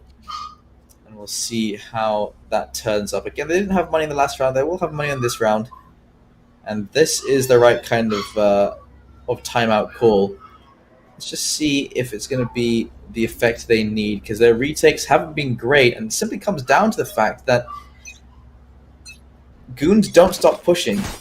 After they take the Exactly. site, they just continue pushing, and they keep taking each fight as it comes their way. They're all trying to pad their stats. We see, you know, somebody staring into their spawn, trying to do that damage, and it's just time and time again. And so, what can you even do for Catalyst? You have to double peek as you get close to the retake. You can't even get into the retake without losing members. So confident as well. They don't really invest these ultimates that they've been hanging on to for so long now. One of those ultimates, of course, is the Null Command, which I think was picked up in round number 3 here. But Kenny, okay, investing that ultimate finally on the Hunter's Fury. Supremo falls. Azuma, well, getting traded out right there. So Null Command out for the count now, but Goons still walk off of that with the man equalized. I mean, manpower rather. So they might be executing down into a site again. It's so quick. The site hits right now for Goons. But is it going to be the same pace with their duelist in the lurk duty? Actually, seems like yes, because they still made their way into a site despite the fact that they don't have their jet with them. Absolute. Spike planted. They're looking to claim that space down in tree. Everyone in Catalyst down in that area, but the op yet to hit it smart from S1000. And Goons in their good spots right now, looking for the post-plant defense as finally the jet being called upon down in mid. Kenny holding the line here into Rio, concussed, rather almost doesn't really have a lot to do there against the lockdown. Catalyst 2 versus 3 now. Absolute gets the sound cue off the push here. Punish! Somebody falls! And Chowdy, it's a bloodbath here. 1 versus 2 and Absolute doesn't have it in him to close the round. And there you go, Goons again, 7-0. They make it almost, well, they make it clean. Oh, 7th round, man, in a row. It's another punish off the op as well. You see here, one of the stats, every time somebody gets a kill, they get a round. Yeah. And so if somebody gets 13 kills, Catalyst is doomed. I wonder, I'm just waiting for Azuma to activate that null command, because honestly he's been reading that for so long. But hey, if they don't need it, why commit it? If it ain't broke, you know? But they're just gonna dry peek this again. Yes, the default again for Goons comes out every single time that it's the eco for Catalyst, and I love it. They have so much. You can absolutely see that they go into these games with a definite game plan. And of course, in Bind, that all went out the window because they were just scrambling for kills to close the game down, which eventually they did. But now, it's a symphony for Goons. Because no matter how dirty these rounds look, it's pretty coordinated. Chowdy holding down the aggressive angle. He doesn't get checked. Finally, he gets taken down by Kini, who goes huge. Picks up 2, opening up the site, and now the plant again coming in. Retake for Catalyst, and look, another man disadvantage. Surprise, surprise. 2 players towards short, 1 player towards heaven. They have to break the wall so that the position can be known. Sick takes a little bit of damage, and he's down to exactly 100 HP. Not the best scenario. If a head pops up there, perhaps he can find it. And Killjoy having to lose a teammate there, doesn't find a single kill, and every single one of them fall there, only losing 1 teammate. You're looking at Goons on 8-0. Making quick work of Fulcrum Esports Catalyst. I mean, who could have thought this is how this game was going to turn out here? So it was going to be a stomp. I didn't expect it was going to be for Goons though, considering. Yeah, exactly. I mean, last time we've seen these players from Catalyst were playing very strong. But at the moment, Supremo, Sick, Absolute, just a little bit underwhelming here. Probably weren't expecting such a strong performance to be going up against them. And it doesn't matter what side they go towards. So much confidence. That's going to be a nice start, though, Ice Peak. Going to be finding the first kill to somebody. I think that's Ice Cream. We just changed his name to Ice Pick. Ice Peak. Nice peak. Fair enough. Yeah. And they still have plenty of map control to work with if they so choose. Yeah, they lose 1 member, but so looking undeterred Goons here, waiting to commit that lockdown down in a site. Start covers being laid out. It's a pretty shaky entry right here without their duelist, but they're gonna have to make do with their 4 members as the rotates now come in for Catalyst. They're pushing up against the dark cover. Chowdy's position here might be what's the key here, and it might be just very fruitful, but no, he gets shut down by Polbos. And now it's a 4 versus 4, still Absolute.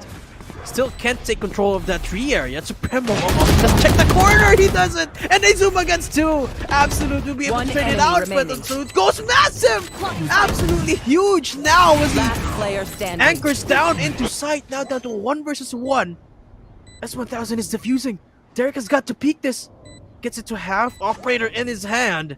Is he going to... Oh, S1000 goes for the clutch, and Catalyst finally on the board here, Jaeger. Took them a little bit of time, but a point is a point, and Catalyst, they'll be happy with that one. Does come down to the fact that it was the operator in the hands of Sick, but Derek makes it look very, very scary. Finally, that huge amount of money that was sitting on gets used. Goons down to 4k, 5k. They're not worried about the money. They're not worried about anything at the moment. Catalyst still very far away, and Catalyst can find a couple more of these last 3 rounds. They'll be happy going into the second half, but Goons still have plenty of momentum, so let's see if Catalyst can break it a little bit more. That operator in the hands of 6 may be the key, and it looks like they started again with a strong kill. Sick finding Azuma. Yeah, the operator in the hands of S1000, as you mentioned, might be the key, and it does get the first touch. But they have to repeat it a couple more times if they want to, well, dismantle Goons, who has been having such a phenomenal game. We've seen them in this very spot before. 4 versus 5 has not been a problem for them. Now this is where the story changes. They fall 1 by 1, 2 versus 4 now. And Supremo looking to stop this aggression down in A. It seems like. Now Kenny is grasping for straws. He doesn't know what to do now with Derek. And they're just slowly, well, reuniting with each other. But what can they do here? To play together. A little bit of time to work with, but they're making a lot of noise here in B main. So their positions are going to be noted. Catalyst has got a pretty good idea that B site is where the hit is going to happen. 30 seconds left. Just waiting in lying in wait with the op. Oh, he doesn't get the shot quite off as of yet, but a quick reposition against an Nano Swarm, and he should be good to go. And there you go, Derek falls. All down to Kenny now, who will get Ice Peak, but still a lot of members against him. 3 people against him. He gets 1, looking for the op, he gets the swing off, and now it's all down to Chowdy, who will secure it for Catalyst. But man, that looked pretty scary for a second there. 2-8, Catalyst. Well, at least they're inching forward. That was 11 seconds left on the clock. Kenny would have had to pull off an amazing play there, but it still does come down to the 1 versus 1. And again, that money so hard to save up here for Catalyst, but they will have a much more secure buy than the last one. Absolute only going to have half armor, unfortunately. But 2 kills for Supremo, up to 10 kills for Chowdy. They are starting to do a little bit more of the work. 2 more rounds left in this half. Get out of my way! Paranoia. Just nice ice peak of the aggressive angle that he was planning. Goons looking to pick up the tempo once more. It's a pretty shaky couple of rounds in the recent rounds for them. Now they're looking to make things a little bit quicker once more, a little bit more of their tempo. Somebody, oh, he's gonna be key at that, but he falls! And Pulp will be able to equalize along with Azuma, and they get the plant off still. Post-plant now commencing. And Catalyst, they really don't want to give this round away. They're really fighting tooth and nail to get this. And the Aldrone is going to weed out a lot of these angles. They don't know that there's 3 members lying in wait in the side. 2 members just looking at the right angle as well. Now it has to be if they want to start off this round, this retake, but it's Derek who goes huge, and it's Polbos to shut it all down for Catalyst. The dreams have been shattered, and Goons Last round before have the deactivated switch. the first once more.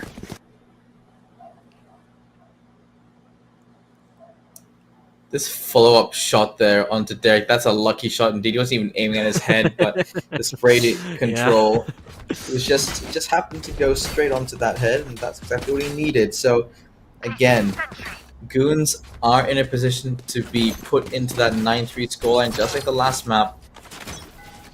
And we may still see that comeback from Catalyst. May. That's a term that I sort of shy away from when casting Valorant. We should, we might. 'Cause that's the thing, you never can know, especially when the scoreline is 9-2. Of course, that all might change if Catalysts keep it together. They have the right idea, they're giving sight away, activates the long command because he knows in impending danger. Chowdy falls, but Goons is now again going to now go so fast. Somebody picked up 3 in the blink of an eye, and there you have it, Goons. Switching Get sides. themselves into double digits, and 10-2. Catalyst has to win this pistol. They have to. Here. They avoid the curse. But And again, a pistol round, put them straight onto match point. Very important round for Catalyst indeed. As they are setting up this defense now. A little bit scary for Catalyst.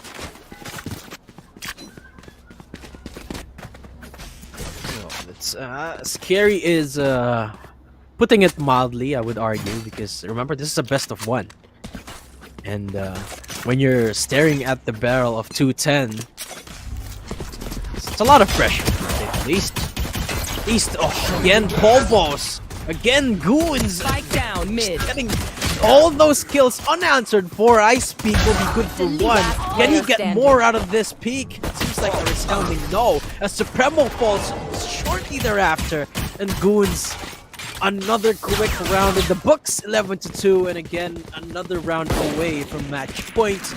And it's looking so close for Goons. They're just speed running across these rounds here, Jaeger, and Catalyst is just at the receiving end of it. We'll be forcing up those Spectres for now, but we really have to find something out of these guns. Otherwise, well, lights out for them pretty soon. No one wants to go home without being able to put up a fair fight, and well, that spray is not going to connect at all. Well, Sick does manage to survive on 7 HP, but maybe the rifle they were looking for. Sick will be using that. Oh, Polboss finding the double kill with the Spectre through the smoke, I think. And I have the spike.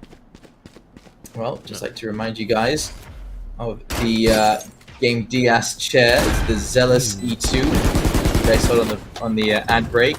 Cheeky little comfortable looking chair, currently on discount, up to 60% off, as well as the new headsets, keyboards, and mice. Oh, you guys are keeping track of those as Goons. Well, they'll be keeping track of the score, 12-2. They're up on match point, and Catalyst, they have not had a chance to play. It is just so fast. I can't believe how fast these rounds go. Because how are you supposed to analyze these rounds? They're just it's like here's what's happening. Goons, they're sitting on the driver's seat. Match point. This car is a Ferrari 458 Italia, and Good choice, good choice. they put it on gear 1, and they don't stop. they just accelerate till I don't know what speeds, and the blink of an eye, it's over. And it seems like it's the same with the entirety of the game, because 12-2 is a very far scoreline. Goons looking to end things right now. Catalysts have got no choice but to force up those guns, but what can they force? Basically nothing. Spectres, Stingers, Sheriffs across the board. And Goons, all they have to do is play their angles, and this game is done.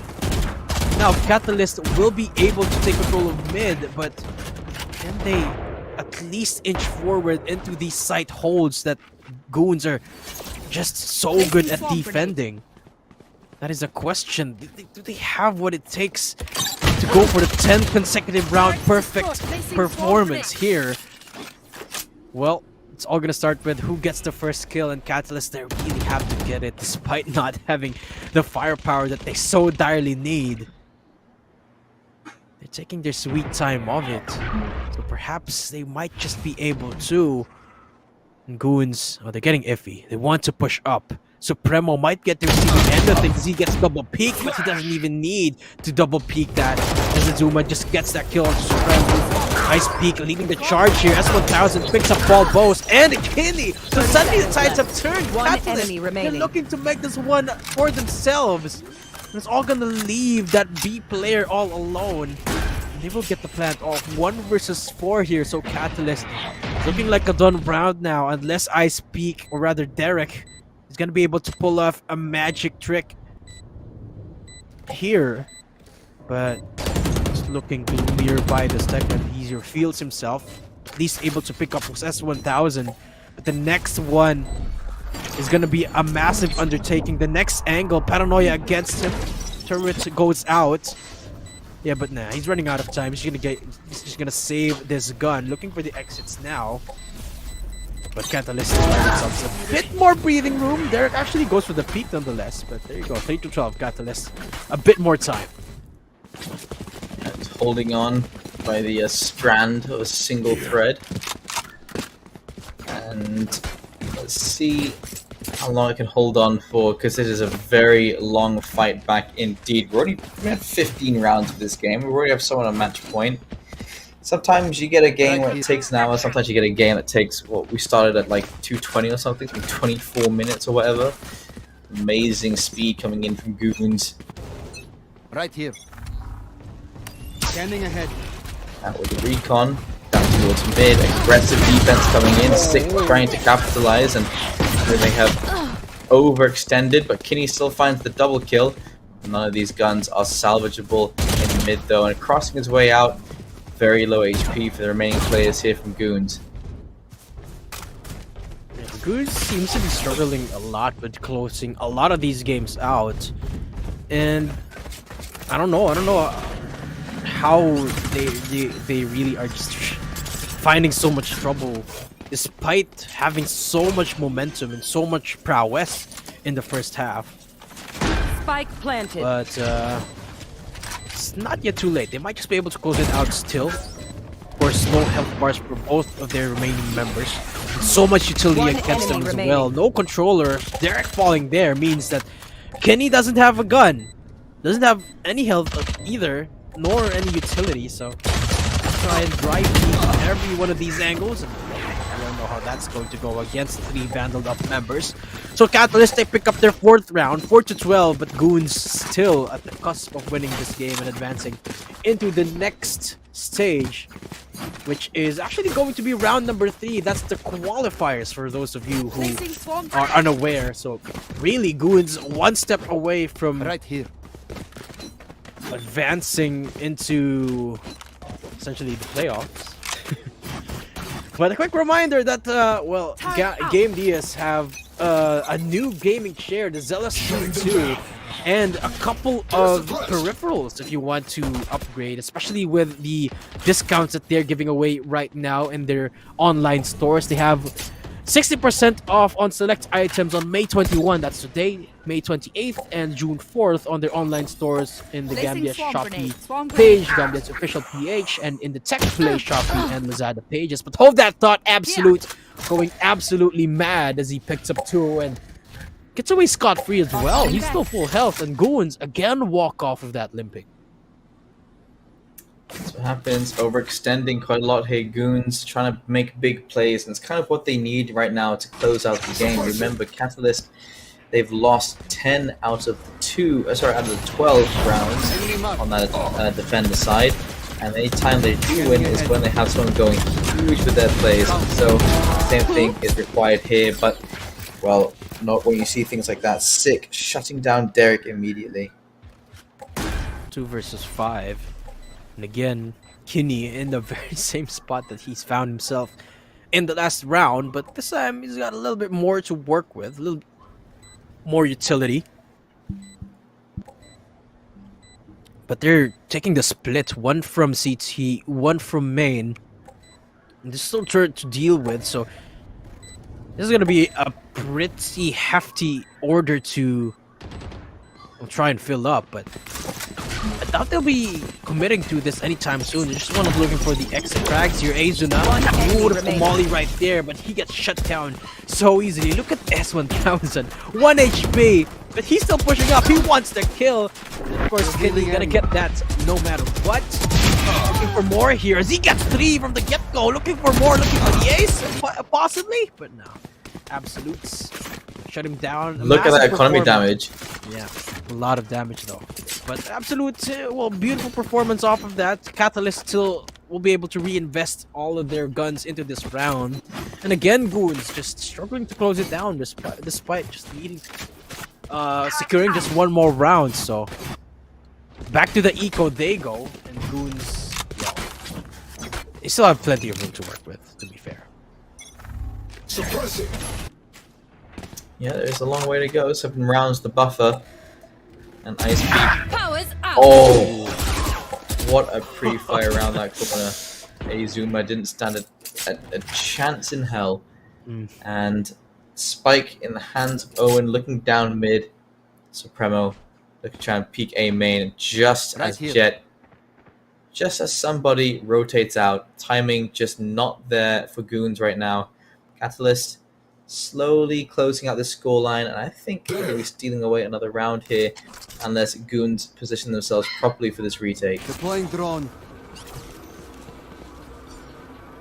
So it's equal round for them after all. Trying to hold the line down and recover their system in that regard. And that nullifies the Marshal, but at least it doesn't let any of their members fall into immediate danger as they chip down that door with their axes.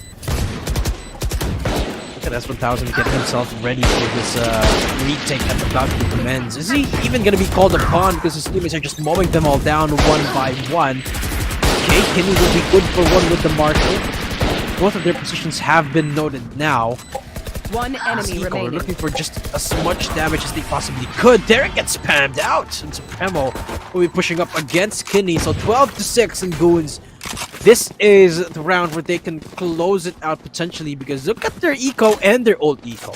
If they get an orb onto Derek, they are gonna have all of their ults and Catalyst. Well, this is the biggest round that they've had to deal with so far. And Goons, this is their biggest chance to end the game now, so perhaps this is gonna be the last game. This is the play. This is what I wanted to see. I was about to recommend this. Omen towards main, sends out Paranoia, 2 players push out, Flash comes out, look how far they have to run out. Somebody dashes straight in and gets a double kill. That's exactly how you take a defender side round. You push out of B main and take that map control back. Spike has been taken away, and you could call that a GG. It seems like actually they're taking things a little Spike's bit gone. more They can aggressive. take the A site. Yeah. It's fine. Spike is nowhere near them, and so they've got nothing they can do now. Yeah, everyone's swarming from Catalyst. The comms I can hear right now. Guys, the Spike is right here. Let's just camp up right here, and we're advancing to the corners. Just calls for crossfire. Crossfire.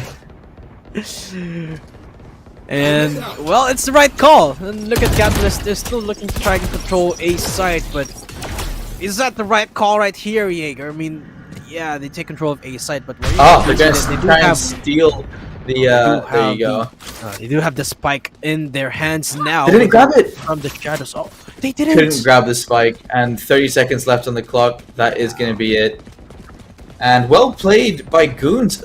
Such a dominating win. If they'd pulled out that push a little bit earlier, that would have been an even more dominant win. But as it stands now, this just isn't it. And yeah, they're getting a couple of kills here. They don't have to extend so much. They can just leave it behind. There's only 15 seconds left on the clock. One of them just has to stay alive. But no one really wants to win like that. With 2 versus 3 here. Stopping the recon, getting hit. Kenny gets 1. The double peak comes in. 13-6. Goons. There. And they're going to be, well, we actually already have a couple of winners from the other brackets as well, as Kati WAC, Elements, Kati Zach, and Outplay Uprising have all moved forward in the rankings. And well, our first into this bracket, Goons, will be moving ahead of Fulcrum to go up against the winner between Demon Dogs Hellbound and Zol Meraki. Yeah, quick reminder to everyone watching, we have a tournament sale ongoing on select items up to 60% off for today, May 28th, that's next week, and June the 4th on the online store of Gamdias in Shopee, that's Gamdias Official PH, and TechPlay Shopee and TechPlay Lazada. There's a new line of merch coming out from Gamdias. The Zealous E2, for one, is top of the line gaming chair, and they do have some quality headsets, keyboards, and mice as well. Make sure to buy it now while the tournament sale is ongoing as well. And we do have a giveaway ongoing for an Argus E1 and a Talos M1. Check out the Gamdias Philippines Facebook page to find out more. And well, there you have it, folks. The second broadcasted game of the day, Goons advance into the quarterfinals, and we'll be back with the next game, so stay tuned because next game is going to be action-packed. My name is Didem, and I'm here with Diego. See you guys in just a few minutes.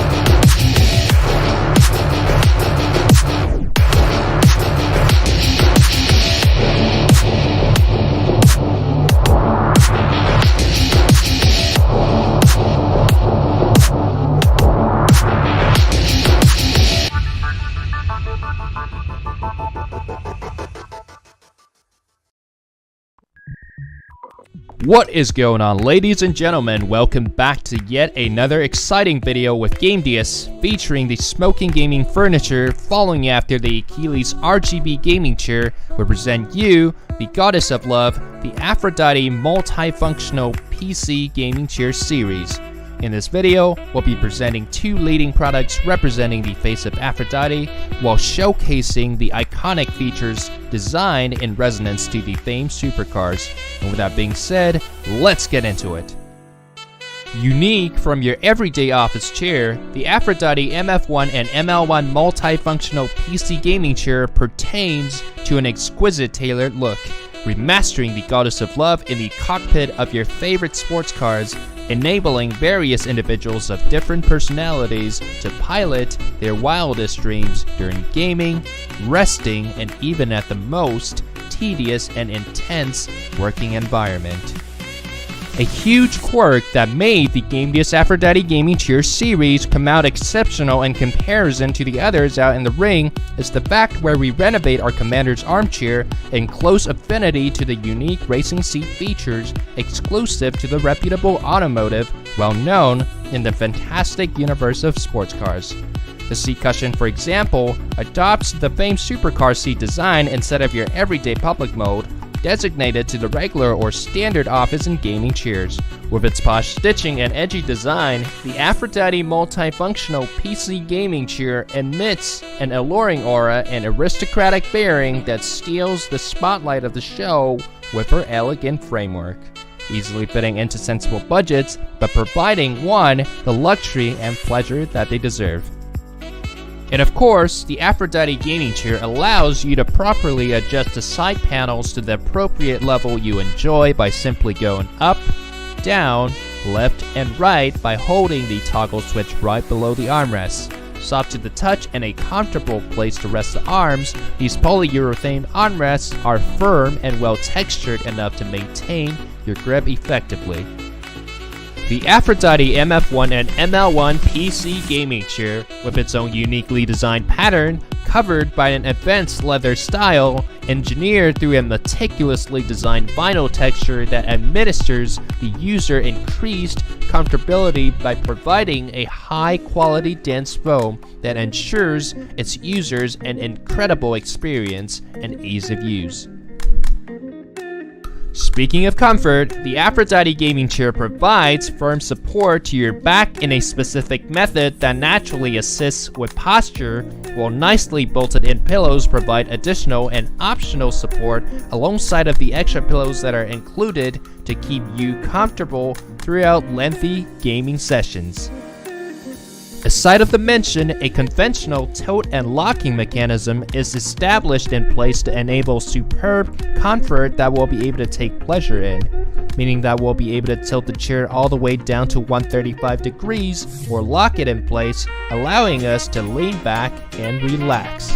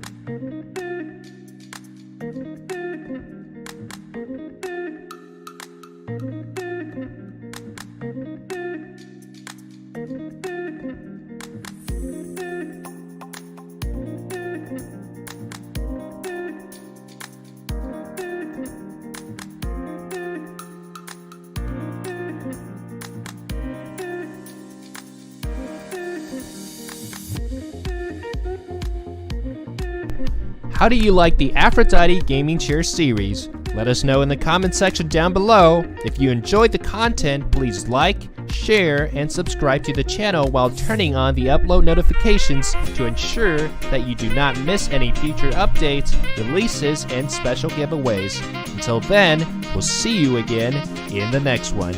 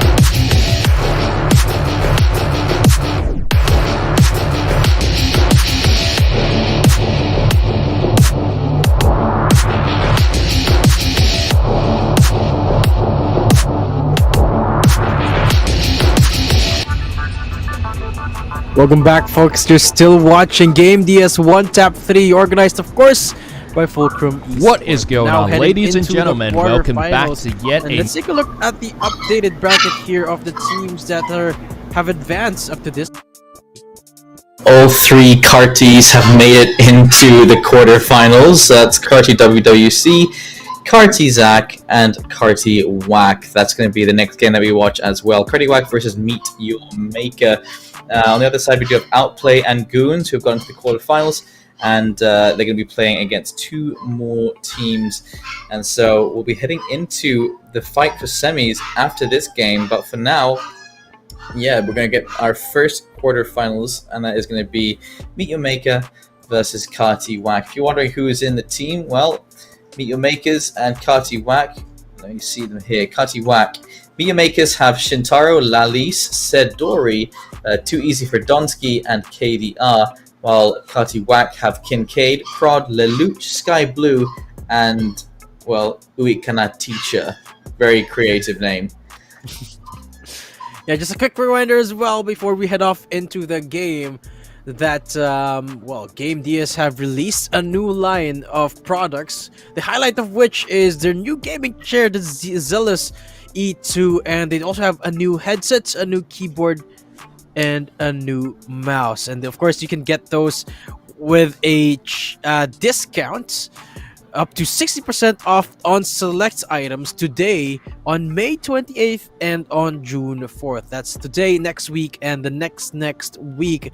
And those are only during the tournament days. So while you're watching this, just switch on to their Shopee or Lazada store, and perhaps you can snag yourself a new gaming chair or a new keyboard or a new peripherals in general. But now let's get right into the first quarterfinal match of the day. Meet Your Maker versus Carty Whack, and this is the map veto that we're seeing right now. Remember, folks, quick reminder, this is still a best of one, and bands now coming in. Seems like we're going back into bind, so I wonder what we're gonna be seeing agent wise here, Jaeger. Well, hopefully it'll be a better reflection than what we saw earlier on. The Chamber pick, always a great pick here. The Brimstone as well, just the right choice. Ray's a great duelist to have here. If you're going to have another one, it could be Sova, or it can be your Sky, always good for the information, and for a bit of healing with a utility as well. And, well, final spot, generally a flex pick. You could go double initiator, could go for another sentinel like the Sage. Always nice to have a Sage when you're playing on bind. Get your wall up mid, wall up the hookah location, res your teammates. Plenty of ways to utilize, but well, it all comes down to personal preference, doesn't it? And you can see Shintaro, Donsky, Sedori, KDR, and Lalise versus Kincaid, Lelouch, Uikana Teacher, and Sky Blue and Prod. Yeah, what I hope to see here, though, is a Yoru, of course. We're seeing more and more of that recently. I mean, nowhere near as close to being standard, but of course, having Chamber meta means that Yoru can sort of take the spotlight in the sense that the clone just activates the trap just because of that fact. But I doubt we'll be seeing that today. I hope we do, though. But speaking of underutilized agents, when do you think we're gonna be seeing Phoenix again? Because I miss Phoenix. Does need a big buff. I feel like Phoenix, you need to remove the team damage from his abilities to make him viable again, and give him an overheal, just like Reyna. I think that would make him a lot more viable. See, that's the thing that I've been always wondering. Why does the Phoenix heal doesn't regenerate the armor back? Just leaves him back to 100, or perhaps even just on the ulti on the run it back, you can give him back full health with the armor. But I guess we'll see in the future. It's nowhere near as well, but perhaps we will see that in the future. And the first picks now coming in, as you mentioned, the Chamber, a priority here for Shintaro. And it seems like it's going to be a double controller instead. The Brimstone on top of the Viper. Very, well, sort of unconventional, but sort of a tribute to the previous meta. We've been seeing the double controller on the Astra and the Viper. the flip side of things, it Gave seems me like a we're gonna be familia. getting a Leave the double fireworks to me. sentinel Want if to they lock play? up the Let's chamber. There you play. go. You got a stage on top of broad on that chamber. So pretty similar for both teams. The only difference, the only contrast was that there's a little bit more, or rather, there's a lot of defense options for both of our teams. Of course, in the form of a Sage and Kincaid for Kartiwak and Sadori on that Viper for Meteor Maker, but pretty similar for both teams. I like the fact that Kati Whack sort of went for the exact lineup I mentioned there, but on the other end of things, double controller. Interesting on such a small map. Let's see what the reasoning is behind it. But the wall goes up on long, flash comes out on long, and a missed shot there. Instant teleport away. Lelise entering the site in charge of things, and they can go for the rotate if they want to. Plenty of utility being used, expended to try and take some of the cyclic build here. Missed shots, and that is going to be the first connection there, as it's going to be the 1-for-1 exchange, pick that 1-for-2 exchange. Eagle Makers getting the advantage, getting that spike down. Yeah, getting comfortable insight as well as Kartiwak struggling to get in with Shentaro up Lelouch. So now both of their members gonna come in from Buka. The position is noted. Sky Blue will be picking up Donsky, but the cleanup will be there shortly afterwards as Kartiwak unable to clean up that round. It's Meteor Maker who does. They're 1-0. It's pretty clean for the most part. They only lose 2 members as well. It's a good start. Shintaro the double kill as well on that entry. And then he upgrade a little bit. Over invest, which is nice to see. And now, just to try and extend that lead a little bit, Meteor Makers going to be trying to get that second point on the board as Iwan playing very, very close by. The double sprayed on the entry. Donsky, nice little way to open up this B side as everyone gets shut down inside of Hookah. It doesn't even matter at that point. Just fast play indeed. 2-0. Meteor Makers really are making their names known. How often do you see that? This double frenzy, double headshot with a single clip? Not often at all. And well, flawless round after that. Meteor Maker, pretty solid first couple of rounds so far. And well, they didn't lose a single member, so they don't have to invest much at all apart from the abilities in this round. And it's looking pretty solid so far for Meteor Maker. Pretty slow now for Kartiwak on the get-go, looking for a little bit of information first before going for the site execute. Smokes being laid out now. Actually, they make it a little bit faster than I would expect. Shintaro for the trade there. Sky Blue picks up one of the defenders right there. Kartiwak gonna have to go for this post plant now as Meteor Maker make those angles so close with those sky smokes. Now actually finally dissipating. So they have to make their way into these short-range angles so that they can capitalize on their Spectres. But Sky Blue pressing on now, looking for more as he picks up the 3K. Chucks that pay shields down into U-Haul, looks for the quick swing, and now it's Leave Lallis all alone with the jumping judge, but able to get anything out of it. Lelouch pulls it down, Kartiwak. Quick response to the quick couple of rounds, and we've got a game in our hands. 2-1 is the scoreline. Yeah, look at the story. It's a little bit different when Meteor Maker doesn't have a frenzy popping off into the side, perhaps. Pistol players indeed, because once these rifles came out, they looked very in charge of things. Plenty of headshots through walls as well, and look at that. The aim difference being made clear here as well. Perhaps Kartiwak have a couple more tricks up their sleeve. Perhaps they do. That is what we seek to find out in this fourth round, where Meteor Maker will be finally reinvesting into those guns. For the most part, I would expect this to be pretty slow. But it seems like Meteor Maker are proving me wrong. They're going for the quick A-site execute, and it's a pretty good read because both of the defenders here are on the showers area, and Lallis just keeps on pushing all the way down to CT. Kincaid can't even get the peek off, but he does get Donsky, who was a little bit overzealous with that peek. Wasn't expecting anyone to still be in that area, but there's 2 from Karty Wax still in there. Lala's already made his way up into heaven, but what a swing onto Prawn. And One Sedwin enemy remaining. pick up Sky Blue as well. And now that's the foothold down in Showers gone, all down to Teacher, Spike who is planted. now only making his way into the CT side. Of course, has to isolate these fights, but they invested everything into this round. Gonna have to meet Taken down. their opponents one by one. Lalis falls, but that's the location revealed for Teacher. One enemy remaining. Okay, he picks up the 3K. Now going for the 1 versus 1 as he lays out the Sky Smoke, and then refused to come in as well. Uh-oh, he's gonna far stick away. this, and it's so far away, and Karty Whack. Teacher just... What? Clean that up. How did that happen?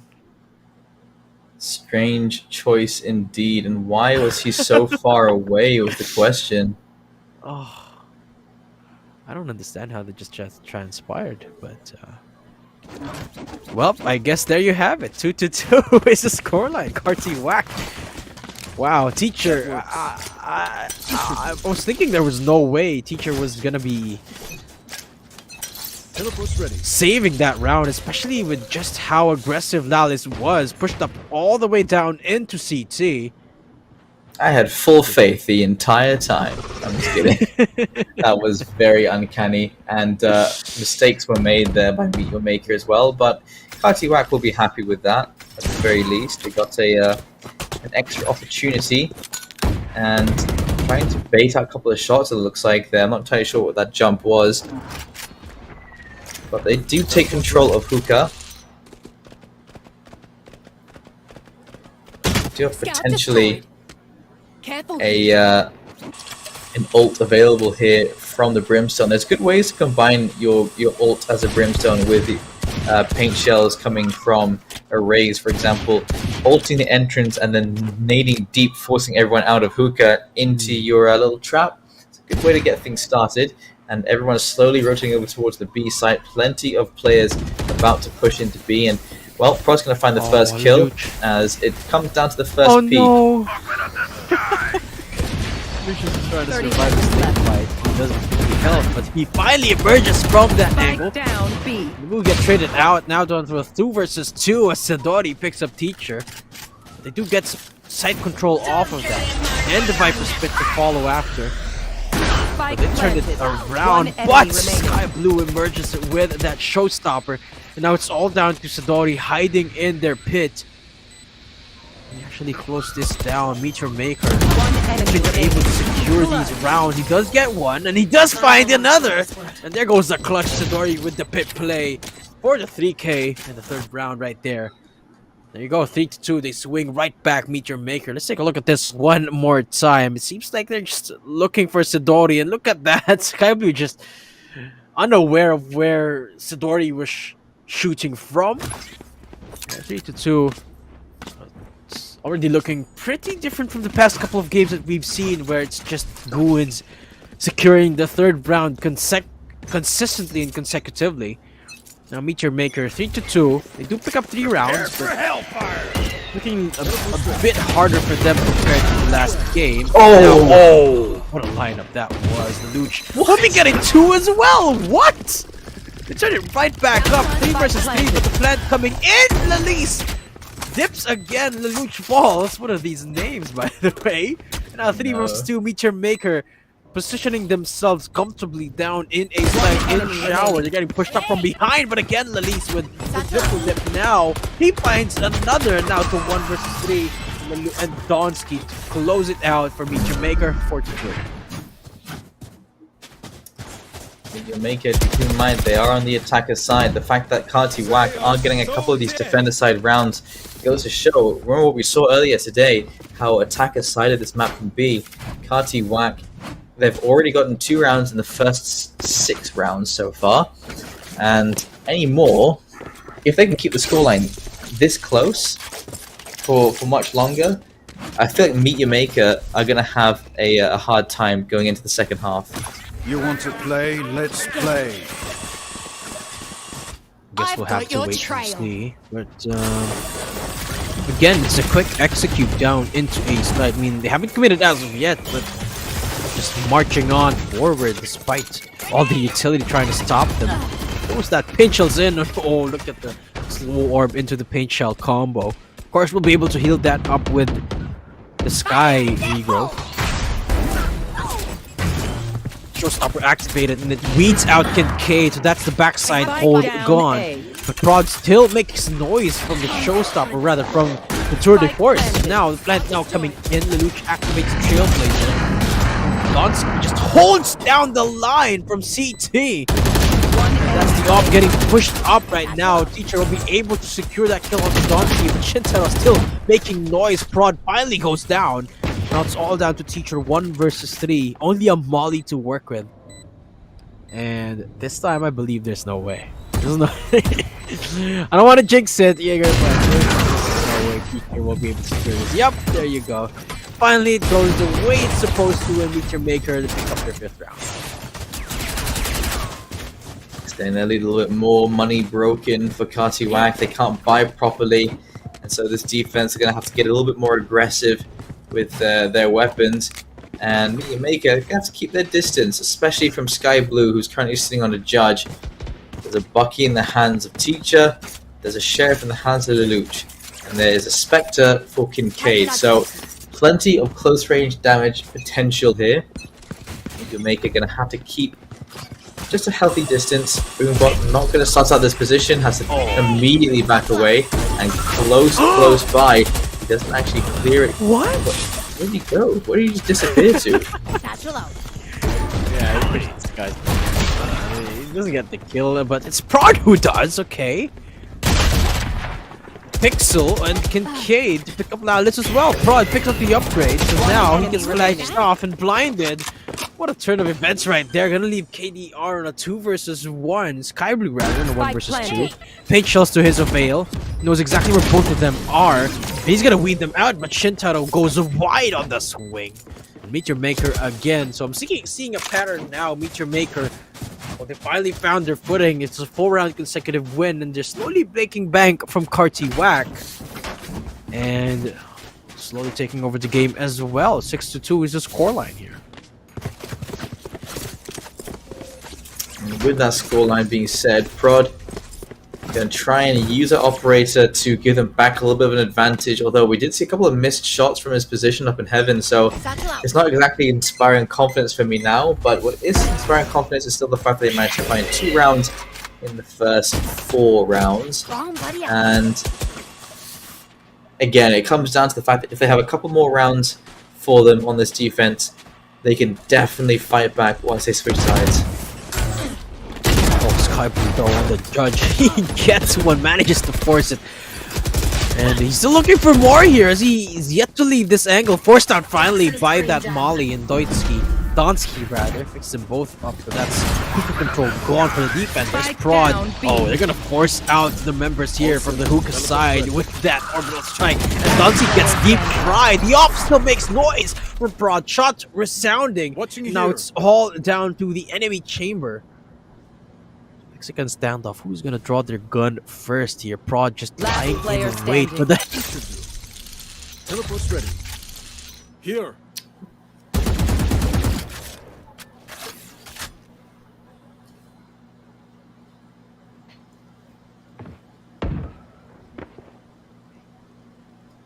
"30 seconds left.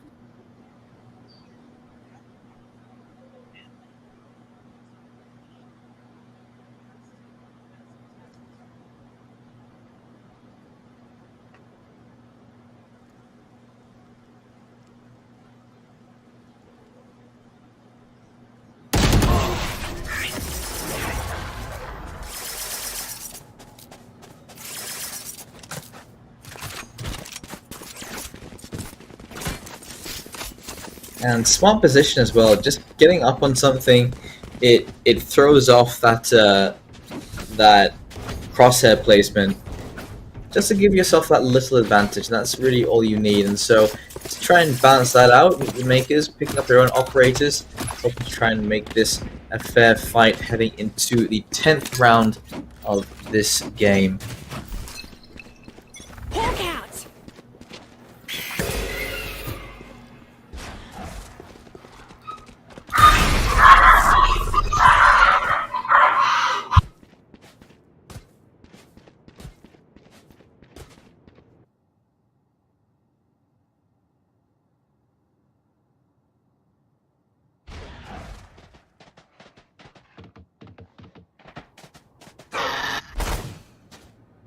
Bomb buddy out.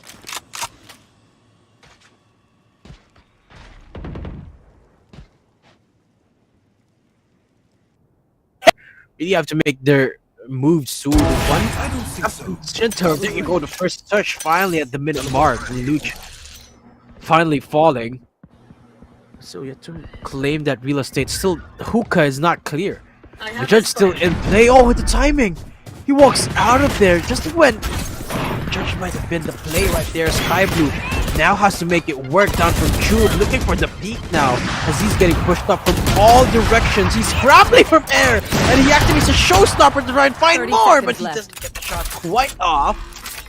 At least he manages to get one now thrown to a 3 versus 3 as Spike now finally goes down. Operator still in both of the chambers' hands. Shintaro, the timing! He gets it perfectly!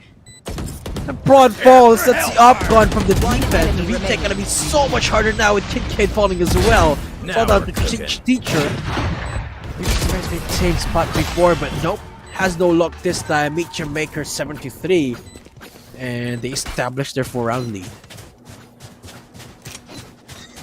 2 more rounds to go. Shintaro, great timing on plenty of his shots, and now we get a pause called by Kati Wak, who aren't exactly happy with where the score is currently sitting. So, hoping to try and remedy that. How do they plan to respond? Because more often than not, they are going for either these retakes or very forward positioning for their defenses. And to be fair, they have been calling where these pushes are going time and time again. We don't see too many pushes where they only have 2 players on the site. They seem to always be prepared for the big hit and have 3 players at the ready. But hasn't always been enough. They have managed to find 3 rounds. And to be fair, finding 3 rounds, I feel like that is already a really good job. Especially if they can find the pistol round of the second half. That is an easy way to get back into the game. The thing is, though, the first half still ain't over, so could still force it into a 2-round deficit here. But of course, that is if they will be permitted. Sure, it won't be the easiest of feats to accomplish for Karti Wak, but if they do manage to squeeze it out of Meet Your Maker, it's a game changer for them. But the thing is, do they have the composition for the attacking side? I would argue that they saw the comp for that. Now they are trying to be a little bit more aggressive on the eco round. Shots not really committing, not hitting for Sky Blue. Dunsky, just confidence is there, but the Luch holding the line with the classic. Oh, he finally falls down. Looking for a bit more damage here. Teacher and well, both of them are in the porter, so Karti Wak really has no choice right now. All it takes is then go away from the lease and they immediately will be shut down here, but this is so awkward. Least okay. 1 enemy remaining. Playing with his teammate right there. They get the spam off against Teacher. Oh, Kincaid is just trying to be a headache here inside the porter. But yeah, Meet Your Maker looking to cement their lead even a little bit further even. So for sure gonna pick up this 8th round here. Kincaid just trying to punish anyone who will be overeager enough to get this porter off, and he does it! They're gonna trying to knife him, Kincaid! Uh-oh, the knife doesn't connect, but okay, there you go. It's pretty scary for a second there. Last But round Meet in Your the Maker, yeah, they secured a round 8-3. Cleared out quite a number of them there, and that was a lot of money spent. But look at the money they have left. They've actually kind of buggered themselves with that little move. Shintaro, luckily, can drop over for Lilise if required. Last round, though. Last round, so. They can't afford an op right now. At least not a full buy of like Vandals and then 1 op. Like You want to play? Let's little things play. like that, you know. I suppose it is the mind games, and it does get into their heads if you do try and knife them. Unnecessary, but statements have been made. So Prod sitting just down in cubby, waiting for a push to come out from either side. An instant headshot there from Sidori. Not the way you want to start the last round of the first half. It's kind of like the assert dominance move. There you go, Meet Your Maker again with a pretty solid start of the round as you pick up one. Sky Blue hoping to deny Shower's control this time, but Shintaro just misses the timing. He's already passed on Sky Blue. He knows that Sky Blue wants to peek again, but learned his lesson. Doesn't want to play with fire right there. Really good stack down in A. 3 against, 5 members from Meet Your Maker, should they decide to push up in A. But again, Meet Your Maker, 30 seconds left.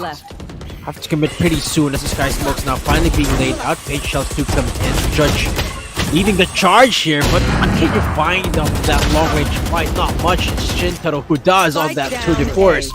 Finds another as well as he switches down into the Vandal. Huge pushing up against him. 12 seconds time, slowly taking away from Meet Your Maker. So they have to make their move right now as the Luch is going absolutely massive, taking matters into his own hands for the 4K. The 4th round for Cardi Whack as well to Meet Your Maker. Unable to close that round out for the 9-3, but no matter, they're still at a pretty good 4-round lead.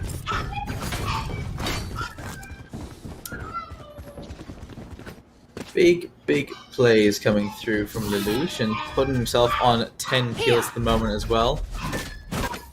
But is it going to be enough? Pistol round, very important. Let's see if they can close down that gap. Kartiwak, I have big faith in them, just considering how good the attacker side can be and how many points they actually managed to find there on their defense. But Meet Your Maker, perhaps they're even better at their defense. Here.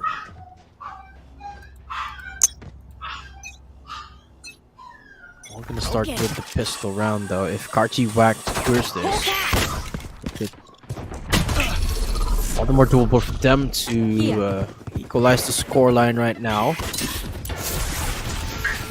Things a little bit faster. They do have the Liberty Sage wall who will be able to plant it down before falling down. Shorty in his hands here. Oh, Lalise, of course, picks up Sky Blue so easily. All you had to do was wait and so the Sedori as well, prod. And that's control of Showers, not given away by Meet Your Maker. 4 versus 3. Oh, but they're holding the line down here in Lamps with the Shorty now. But I think this is not the best setup right now for Kartiwak. They have to challenge these angles if they want to cancel this defuse, and they're actually slowly making their way in, but Meet Your Maker just one step ahead, and Donsky with 4 health. Barely enough to secure the round for Meet Your Maker, and there you go, they secured the pistol. Kartiwak, they needed that so badly, but Meet Your Maker, they deny it. Another extension to their lead, but once again, it all depends when the rifles come out. Meet Your Makers seem to be very good on those pistols. Kartiwak, we've seen them on a couple of these rifle rounds where they've gotten, not lucky, but they've gotten the opportunity to fight back. And not investing too much here, they are going to play the long game, potentially looking at a 4 and 10. Here. Almost looking like a certainty at this point, especially because they didn't really invest anything apart from the sheriffs. Now, they do get the headshot onto Donsky, but they don't know that there's Lalise still there with the judge treatment. Okay, he reveals himself, so they're gonna back off from there for sure. But KTR picks up 2. One enemy remaining. Kartiwak, they still get the kill with the judge. And still close it down with the judge. What? Okay. Looking a little bit confident. Now, this is the real question, because this is the rifle round, and this is the fight for that 5th point for Kartiwak. If they can't find this, you're looking at a 4-11 scoreline, and you're looking at a free upgrade, which should convert into a 12th round, which is just asking for too much. Yeah. But hey, perhaps Kartiwak is up for the task here. If they are able to translate this momentum coming in from the buy round, perhaps. You never know. We've seen comebacks happen before, especially in Bind. We've seen too many comebacks happen in Bind, I would argue. But Kartiwak taking their sweet time. Actually, forward. He'll get the punish off Sedri, but no, he gets the kill off of Sky Blue. What just happened right there as Prod still inching forward. This is a little bit questionable right here, but he does manage to squeeze 2 kills out of there. And they get the plant off from that play. Beautiful job at that. Knowing what to do at the right moment. KDR coming in from behind. He gets a concussed off as well. Gets the upgrade, and now retake commencing from the 3 versus 3. Meteor Maker getting the upgrades into their hands. Brod's getting pummeled by the paint shells, and he falls. Doesn't even need the swing from KDR, as now they're pressing on the Luch. About to fall up as well. KDR emerges from showers, and Meteor Maker, they're gonna secure the 11th round, and seems like Cardiac just not really up for the challenge so far. That is 11-4. That is going to be money broken for Cardiac. They've force bought 1 Vandal. Everyone else with half armor there and here. Kincaid can do the same thing. Prod can go to pick up a Guardian or a Bulldog. Not going to be the best buy. But Cardiac are aware of the situation they're in and the fact that they have to invest a little bit more into their fight here. Because this is the fight for match point for Meet Your Maker. Yeah. Oh, Shintoro's pushing up. One attack gonna be made there between the 2 chambers. It's so tense. He's sneaking up. Everyone's being so patient. Lalis to open things up. Sky Blue, of course, touches the paint shells in the nick of time. There's now the push happening in B site. Of course, gonna leave Teacher all alone. Full health. Orbital strike at the ready. He's got no clue where his opponents are. 1 member apiece each site. 1 versus 2. And yet to reveal where he's about to hit.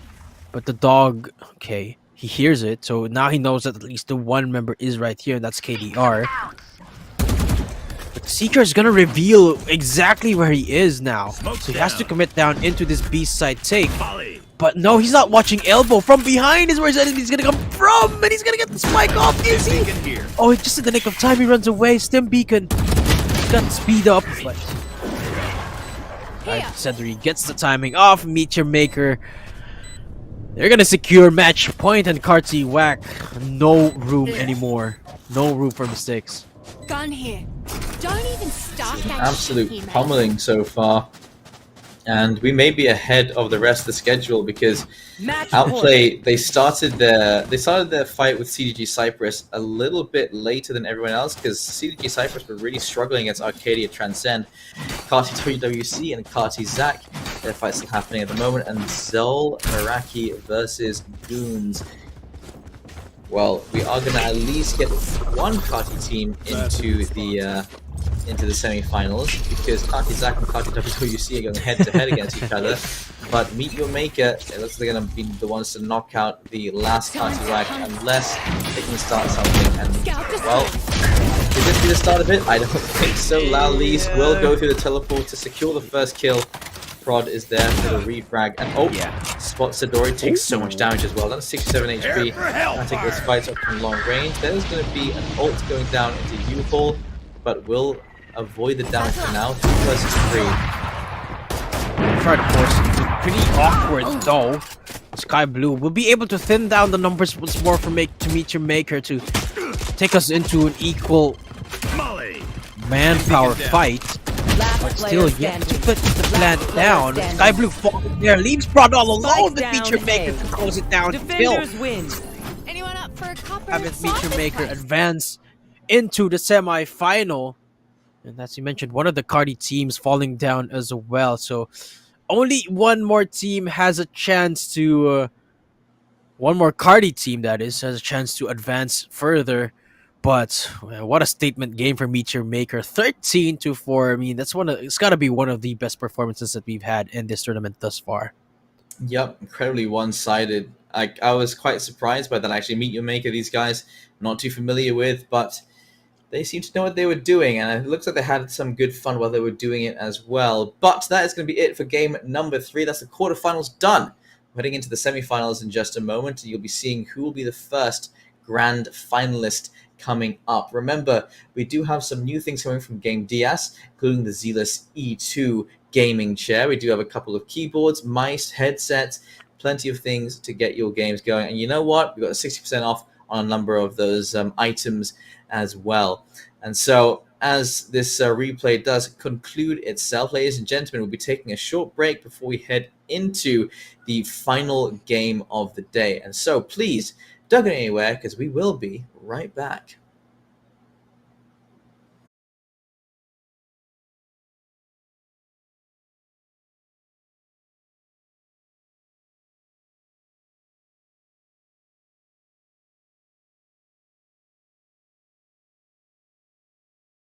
Being said, let's get into it.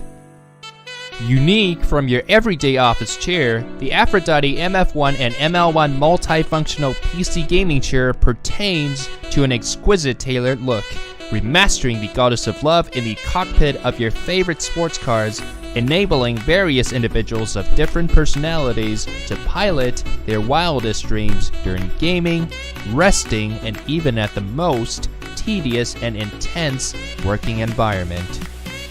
A huge quirk that made the Gamdias Aphrodite Gaming Chair series come out exceptional in comparison to the others out in the ring is the fact where we renovate our commander's armchair in close affinity to the unique racing seat features exclusive to the reputable automotive, well known in the fantastic universe of sports cars.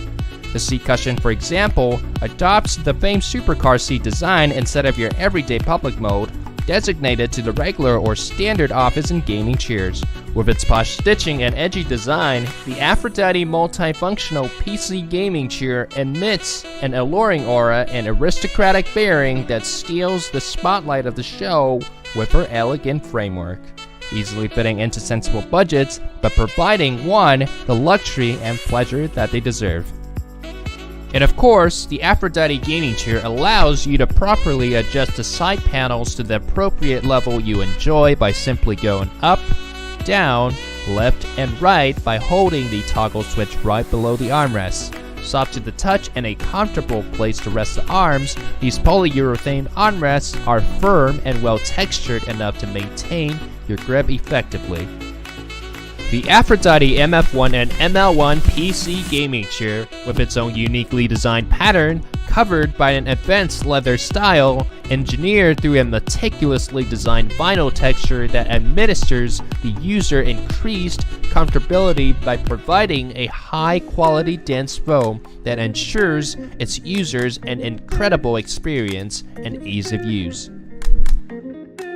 Speaking of comfort, the Aphrodite gaming chair provides firm support to your back in a specific method that naturally assists with posture, while nicely bolted in pillows provide additional and optional support alongside of the extra pillows that are included to keep you comfortable throughout lengthy gaming sessions.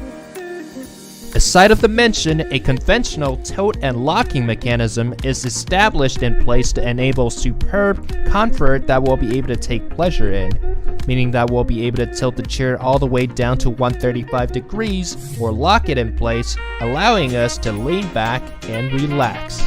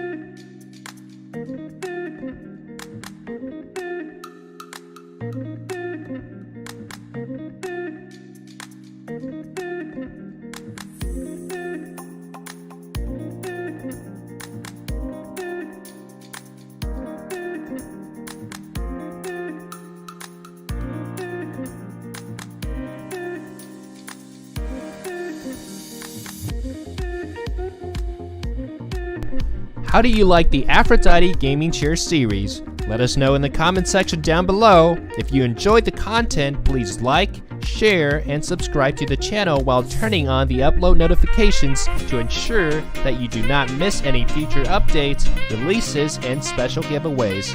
Until then, we'll see you again in the next one.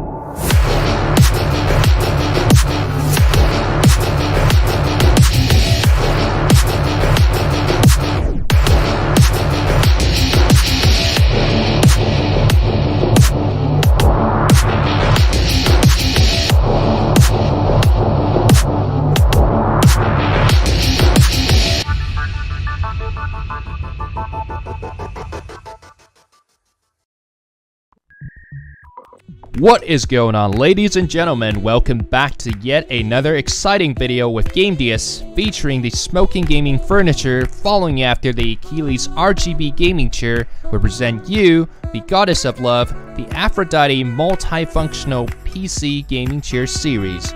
In this video, we'll be presenting two leading products representing the face of Aphrodite while showcasing the iconic features designed in resonance to the famed supercars. And with that being said, let's get into it. Unique from your everyday office chair, the Aphrodite MF1 and ML1 multifunctional PC gaming chair pertains to an exquisite tailored look, remastering the goddess of love in the cockpit of your favorite sports cars, enabling various individuals of different personalities to pilot their wildest dreams during gaming, resting, and even at the most tedious and intense working environment. A huge quirk that made the Gamdias Aphrodite gaming chair series come out exceptional in comparison to the others out in the ring is the fact where we renovate our commander's armchair in close affinity to the unique racing seat features exclusive to the reputable automotive, well known in the fantastic universe of sports cars. The seat cushion, for example, adopts the famed supercar seat design instead of your everyday public mode, designated to the regular or standard office and gaming chairs. With its posh stitching and edgy design, the Aphrodite multifunctional PC gaming chair emits an alluring aura and aristocratic bearing that steals the spotlight of the show with her elegant framework, easily fitting into sensible budgets, but providing one the luxury and pleasure that they deserve. And of course, the Aphrodite gaming chair allows you to properly adjust the side panels to the appropriate level you enjoy by simply going up, down, left, and right by holding the toggle switch right below the armrest. Soft to the touch and a comfortable place to rest the arms, these polyurethane armrests are firm and well textured enough to maintain your grip effectively. The Aphrodite MF1 and ML1 PC gaming chair, with its own uniquely designed pattern, covered by an advanced leather style, engineered through a meticulously designed vinyl texture that administers the user increased comfortability by providing a high-quality dense foam that ensures its users an incredible experience and ease of use. Speaking of comfort, the Aphrodite gaming chair provides firm support to your back in a specific method that naturally assists with posture, while nicely bolted-in pillows provide additional and optional support alongside of the extra pillows that are included to keep you comfortable throughout lengthy gaming sessions. Aside of the mention, a conventional tilt and locking mechanism is established in place to enable superb comfort that we'll be able to take pleasure in, meaning that we'll be able to tilt the chair all the way down to 135 degrees or lock it in place, allowing us to lean back and relax.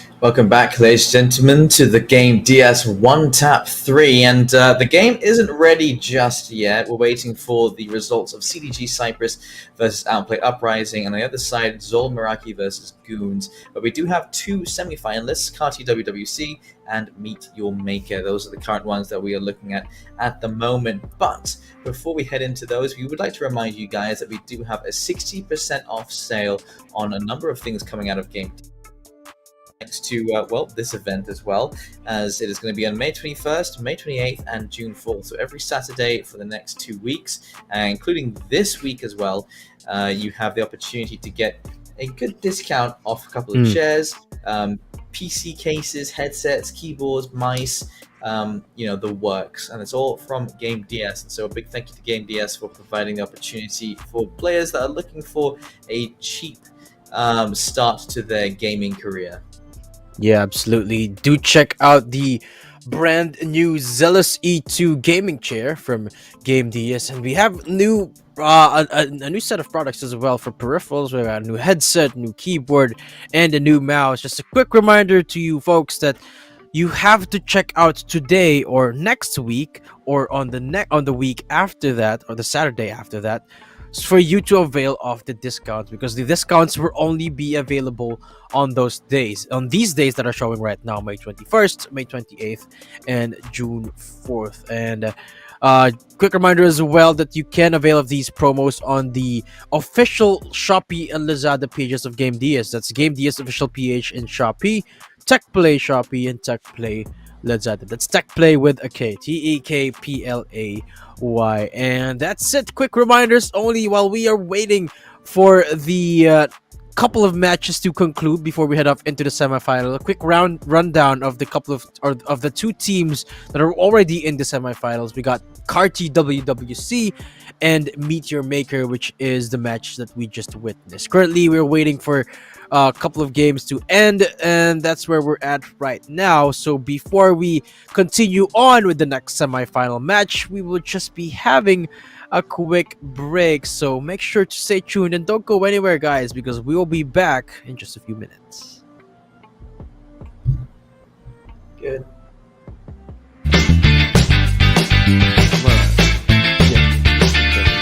We're back.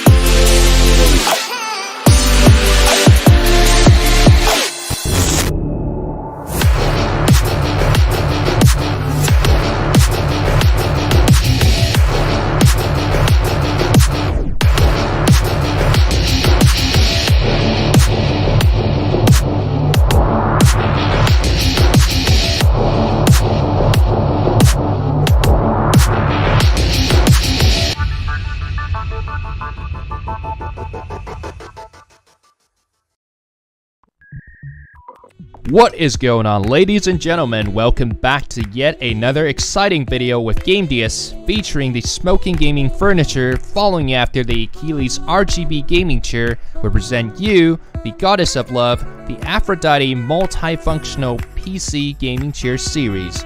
In this video, we'll be presenting two leading products representing the face of Aphrodite while showcasing the iconic features designed in resonance to the famed supercars. And with that being said, let's get into it.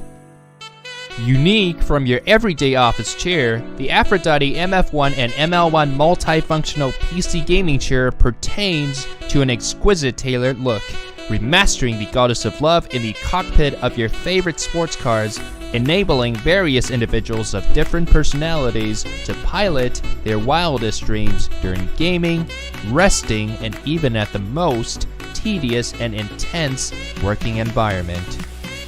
A huge quirk that made the Gamdias Aphrodite gaming chair series come out exceptional in comparison to the others out in the ring is the fact where we renovate our commander's armchair in close affinity to the unique racing seat features exclusive to the reputable automotive, well known in the fantastic universe of sports cars. The seat cushion, for example, adopts the famed supercar seat design instead of your everyday public mode, designated to the regular or standard office and gaming chairs. With its posh stitching and edgy design, the Aphrodite multifunctional PC gaming chair emits an alluring aura and aristocratic bearing that steals the spotlight of the show with her elegant framework, easily fitting into sensible budgets, but providing the luxury and pleasure that they deserve. And of course, the Aphrodite gaming chair allows you to properly adjust the side panels to the appropriate level you enjoy by simply going up, down, left, and right by holding the toggle switch right below the armrest. Soft to the touch and a comfortable place to rest the arms, these polyurethane armrests are firm and well textured enough to maintain your grip effectively. The Aphrodite MF1 and ML1 PC gaming chair, with its own uniquely designed pattern, covered by an advanced leather style, engineered through a meticulously designed vinyl texture that administers the user increased comfortability by providing a high-quality dense foam that ensures its users an incredible experience and ease of use. Speaking of comfort, the Aphrodite gaming chair provides firm support to your back in a specific method that naturally assists with posture, while nicely bolted-in pillows provide additional and optional support alongside of the extra pillows that are included to keep you comfortable throughout lengthy gaming sessions. Aside of the mention, a conventional tilt and locking mechanism is established in place to enable superb comfort that we'll be able to take pleasure in, meaning that we'll be able to tilt the chair all the way down to 135 degrees or lock it in place, allowing us to lean back and relax.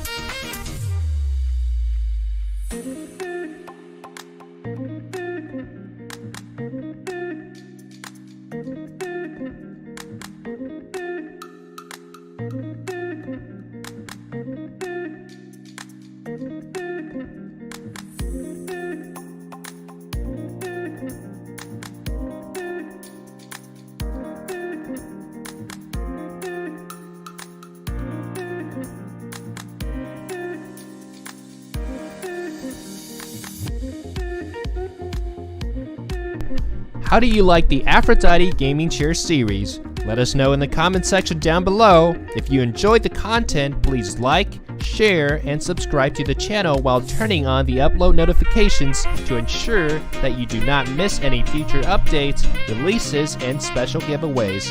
Until then, we'll see you again in the next one.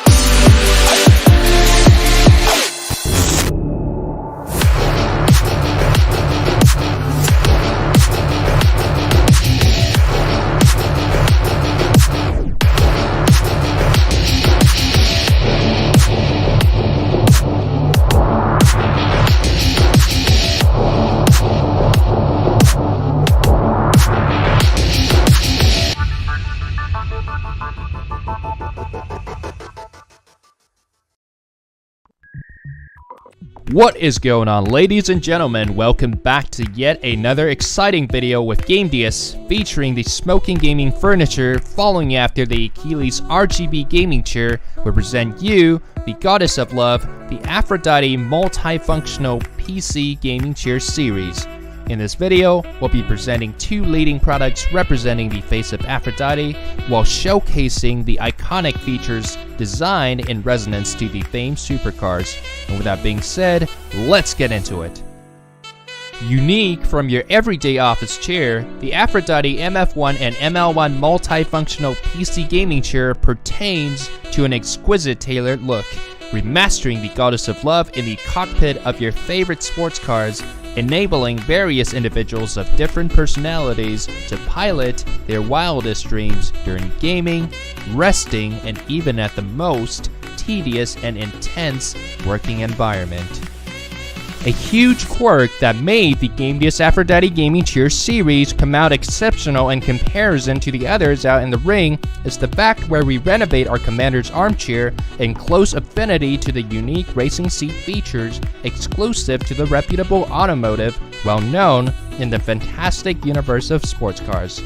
The seat cushion, for example, adopts the famed supercar seat design instead of your everyday public mode, designated to the regular or standard office and gaming chairs. With its posh stitching and edgy design, the Aphrodite multifunctional PC gaming chair emits an alluring aura and aristocratic bearing that steals the spotlight of the show with her elegant framework, easily fitting into sensible budgets, but providing one the luxury and pleasure that they deserve.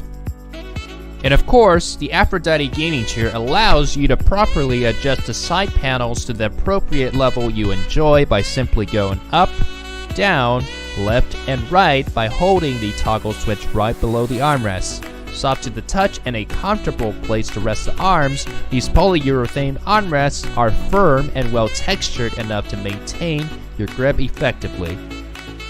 The Aphrodite MF1 and ML1 PC gaming chair, with its own uniquely designed pattern, covered by an advanced leather style, engineered through a meticulously designed vinyl texture that administers the user increased comfortability by providing a high-quality dense foam that ensures its users an incredible experience and ease of use. Speaking of comfort, the Aphrodite gaming chair provides firm support to your back in a specific method that naturally assists with posture, while nicely bolted in pillows provide additional and optional support alongside of the extra pillows that are included to keep you comfortable throughout lengthy gaming sessions. Aside of the mention, a conventional tilt and locking mechanism is established in place to enable superb comfort that we'll be able to take pleasure in, meaning that we'll be able to tilt the chair all the way down to 135 degrees or lock it in place, allowing us to lean back and relax.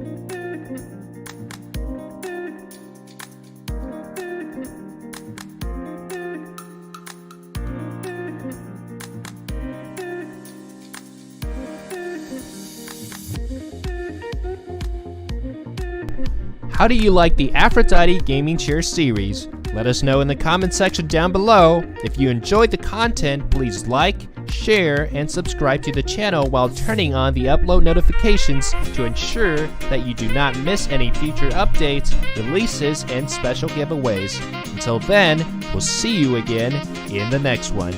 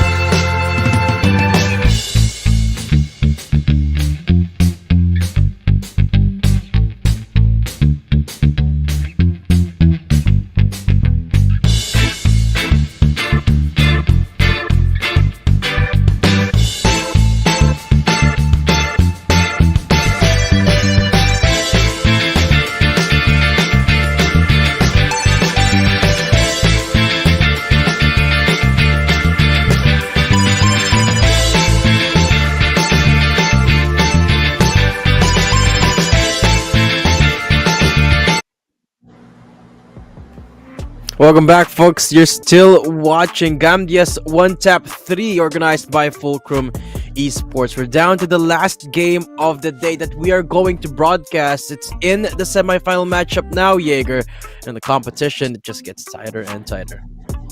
That's right. We have an updated brackets here ready for you guys. You guys can see exactly who is.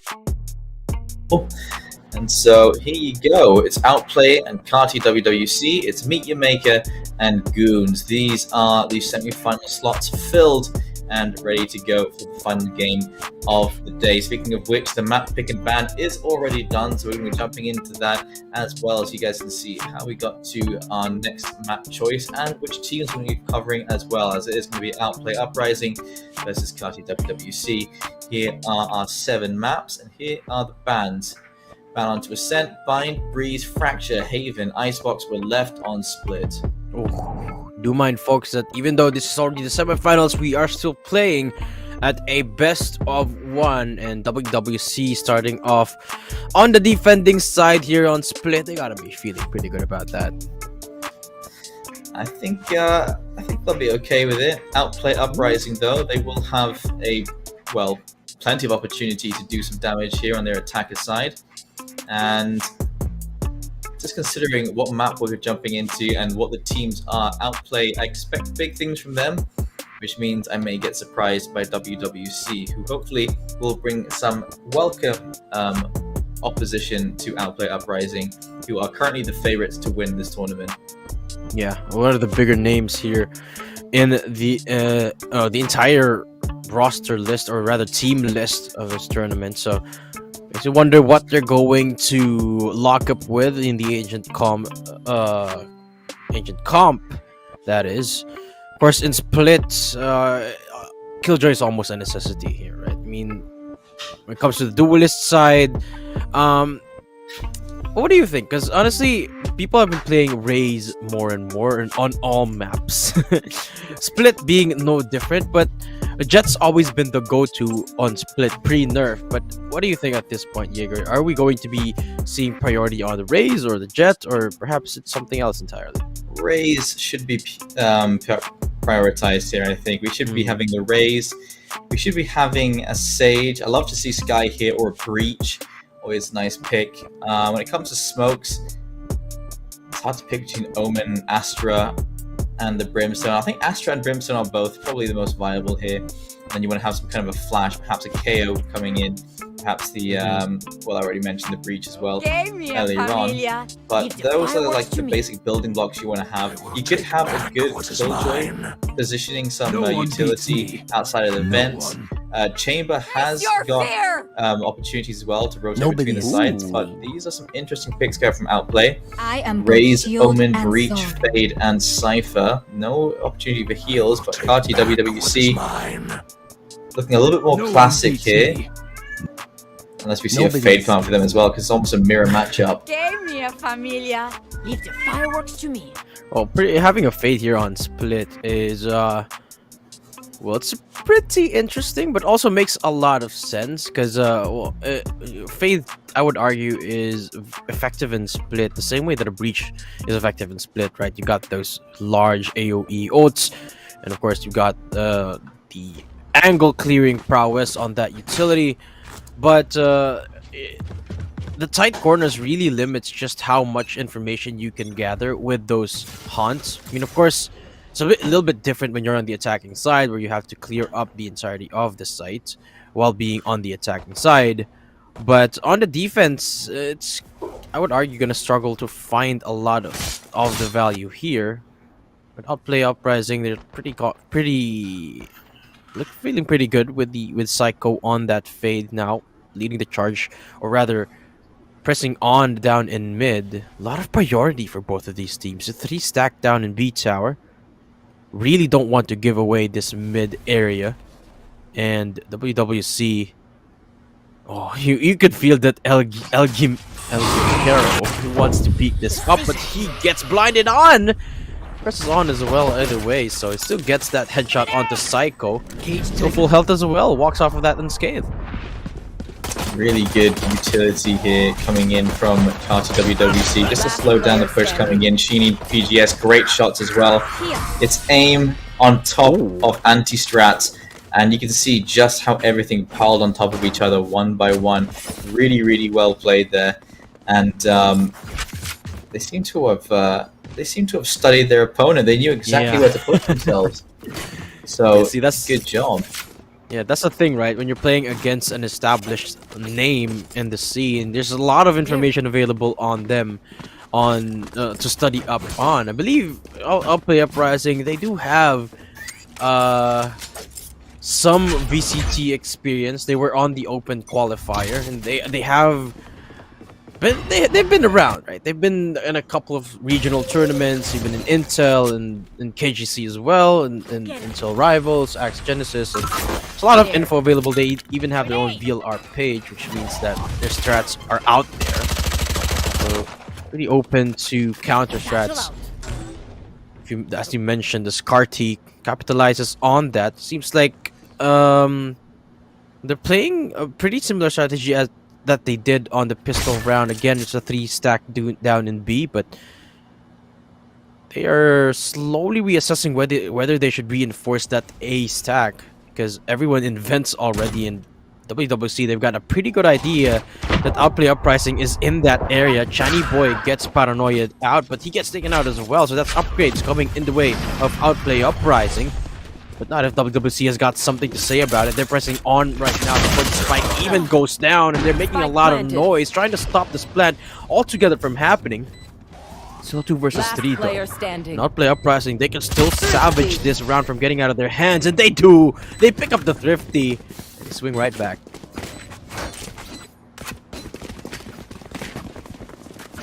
Well, stealing it away on a bonus round, a little bit scary. And so Kati WWC, that is going to be a bit of an awakening there. Don't forget, you are playing against Outplay Uprising. It's literally in the name. It's Outplay. It's Uprising. You have to be careful. And overextending yourself just because you got better weaponry, not always the best choices. Come to think of it, Outplay Uprising is a pretty scary name. There. But doesn't make sense. Outplay Uprising. It feels like it's just 2 words put together. I'm getting off track here. Here we go. Sheeny with a shorty. Getting forced out by that boom bot. Again, a lot of mid priority coming in from WWC, despite losing 1 member in a main already. What? I don't understand what the choice was there. Okay, Sheeny, he just wants something. He just wants to get a kill with the shorty, but Outplay Uprising, they know how to deal with that. They punish it immediately, and they pick up the 2nd round so quickly as well. Yeah, He looked like a child trying to show off like a school project. He walked up there and was like, "Look at my shorty," and then they all just like start shooting at him. It was like, yeah, exactly what I expect to see. And so Outplay, they build on their success here, but now we will have some rifles coming out for Kati, and so the opportunity to equalize the scoreline. But they do upgrade 3 weapons to Vandals and Phantoms, and it's half armor for 2 members for Kati WWC, so it's almost an even playing field here. Koyawi going to be starting things off towards mid, and not too much presence on that defense in mid coming from Kati WWC, which was their play for success in that pistol round. Since then, they've been very lax about it, and it's not been paying them off very well. Bomb buddy out. almost a conditioning coming in the first 3 rounds here for Kati WWC. Always reinforcing that mid area from B Tower, but this time they're giving it away for free, seemingly. Playing a little bit more held back in both sides, actually. Look at the positioning here from WWC in the minimap. It seems like they're really willing to give away that A site. But that's not really where Outplay Uprising are eyeing right now. A lot of the members are on a B main, rather. One lurking down in mid. Psycho. Gonna throw off the Haunt for a bit of information, but only gonna spot out to 1 member. The page shells will be there in backup. Paranoia is gonna blind out one member. Oh, El 30 Gimikero seconds picks up left. one. Sana all capitalizes on that timing as he picks up Genie. Netflix gonna find PGS as well, so Outplay, they're gonna get the plants off. 3 versus 4. As actually the regressed angles not really working out in their defense. Instead, they fall off with one member on the deficit here. El Gimikero picks up Zabi Simple, making it doable right now for them. But it's a double crossfire setup from backside. Paint Shell's gonna take care of it. Now it's all down to Netflix, who will fall as well. Wow. WWC, they just dismantled that post-plant defense. That's the weapon difference coming into play there as well. Couldn't take the long-range fight because of the weapons that were chosen.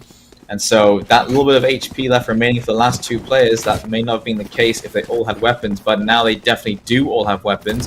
And even worse so, Kati WWC actually lost 2 of their weapons because they lost 3 players. If you get a successful round, but you've lost that many players, you're going to be just on the back foot when it comes to your economy. And Outplay Uprising, well, they have managed their funds well. That's why, kids, it teaches you to save. Valorant. Bring them down. basic life needs. Oh, showstopper. And get the trade 1 for off, 1, actually. fair enough. Yeah, but El Gimikero didn't really have a gun to lose. If you remember, didn't have enough to invest on that Vandal. Chooses to aggress with showstopper instead. Paid off for the most part. Netflix pushing up though. Looking to get that punish on PGS, but instead it's Psycho who does. Beautiful flash utility. Dumping now down in the site. Opening it up wide. Outplay.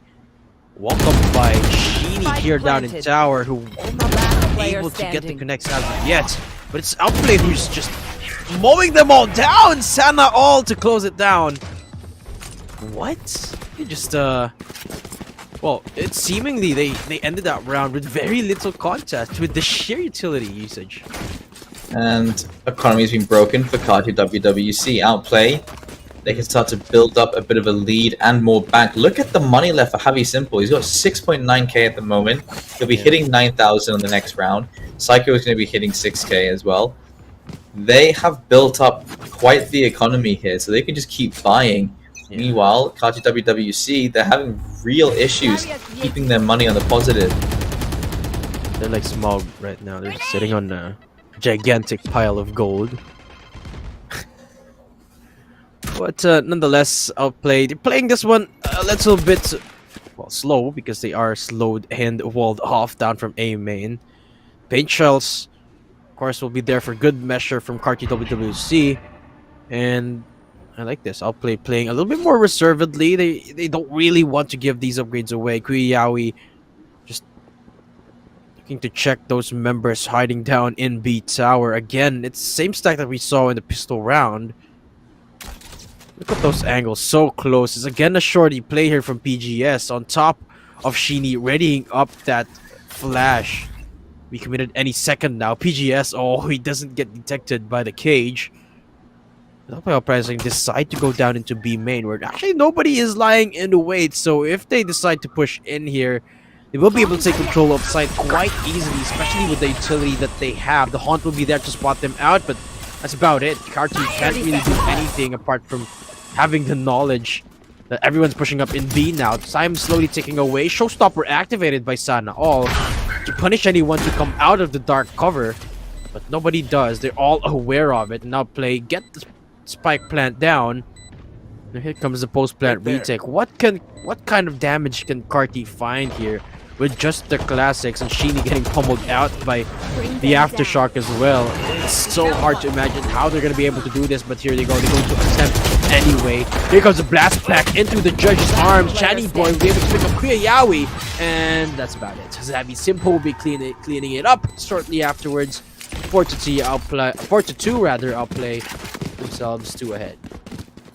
And there is the money we talked about, but now Kati WWC do have some weapons to work with as well. Outplay Uprising lost 2 guns in that round, and Sana all shouldn't be down on 3-3. Should be asking one of his teammates for a drop over, but it doesn't really matter. Either way, they've got the money left over, and once again, Kati WWC don't have enough money for a full armor buy. I feel like that's costing them a little bit more than they're anticipating. their Omen going down and their raids going down means, well, guess what? You don't have any smokes, and you're losing out on a lot of extra damage that could be coming out as well. A bit of a different approach this time from Outplay. They decide to not put any attention in mid at all. This is something that they have rarely done. Using the dark cover as a bit of a bait that Outplay has a little bit of priority down there, but really there's nobody to keep Cardi in check if they decide to push up from mid. Of course, they do have one member lurking from B main on the Cypher, but I doubt he'll be finding any contact anytime soon unless he aggresses forward on. Still the A side stack, and now the ult's coming out. Nightfall. Sana all on the back of it with the blast packs, but hey, they could take control of site once more, and Carti slowly swarming in, but here comes the lurk to make it work. Spike planted. Will it actually pay dividends with the drop bar keeping him in check? Actually it does! Cheney Boy now ready for it. The new meta will be there for the trade, so still an even game at the end of things. Neural Theft being activated. Xavi Simple uses that ult right after the Neural Theft. Oh, this might prove deadly once more as Netflix activates that Rolling Thunder. Psycho will be stunned up and taken out, but Xavi finally reveals himself from the vents area, picking up the 3k and securing all of the members down from heaven. It's all down to El Gimiko, who will fall for Xavi's hands as well. And Outplay, masterful play on the Omen ult. Heavy Simple making it look easy, and the upgrades once again to the fans. They do lose quite a few teammates, but it doesn't really matter at this point. They keep winning, they keep getting more and more money, and Clutch WWC, they are struggling on this defense, and I think a lot of it is due to the fact that A, they don't have the full armor they need. B, their mid control is really, really lackluster. Even just putting up the ice wall would be an early indicator to that positioning. And well, anything else, those are already big problems to look at. Again, no mid priority coming in from Outplay Uprising, but instead it's a 2-3 split. A lot of noise being made in a main, so actually going to commit to it. This time met by a little bit of resistance, but new meta doesn't really get anything out of that Sheriff. Sana all will be denying those guns and just hoarding them in elbow as a spike now finally going down. Cheney Boy makes his way down into A main. There's still the nade flicks and the flash. Oh, he gets punished. He gets blinded out, but Outplay still looking pretty good. Huddled up down in the site. The one member coming in from tower. That's Kuya Yawi. He will pick up Cheney Boy, so that's the gun gone. So one member down in ramp though. PGS looking for Sana all. He finds it, and Kuya Yawi. Now 1 versus 2. Oh. But PGS just so good on those swings. A 3k for the Sheriff, and now Play. They get shut down. Cardi on the back of a Thrifty. Being too aggressive with their positioning, Outplay Uprising, getting overconfident. They should be holding back a little bit, getting into safer positions. They had the site, they had full control, they had the weapons advantage, the numbers advantage, and instead they allow one player in one position to pick them all off one by one because they missed the timing as well. Koyayawi not being careful there. Lack of meticulousness, that's why you're a Cypher, you're there to gather the information, and he fails at his job. Thus, they lose around 3-5, and if Kali WWC can keep the scoreline close, Hit them fast, hit them hard. Uprising, they can be dethroned. But so far, they're looking so good apart from that last round. Hold that. Sana all with the pain kills. Man, the utility from Outplay is just so good. Hunt. Okay, not gonna reveal the position of PGS, who has to teleport away, but the paranoia will force him out of there. PGS, the last hold that they have down in B, which is where Outplay decide to back away from. Kuyawi creates so much space on this A side lurk.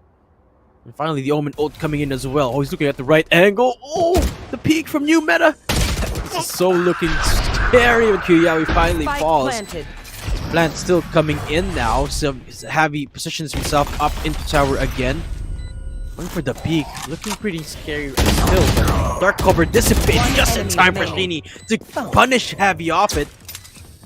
And now the defuse coming in. Psycho's coming in from so far, and there you go.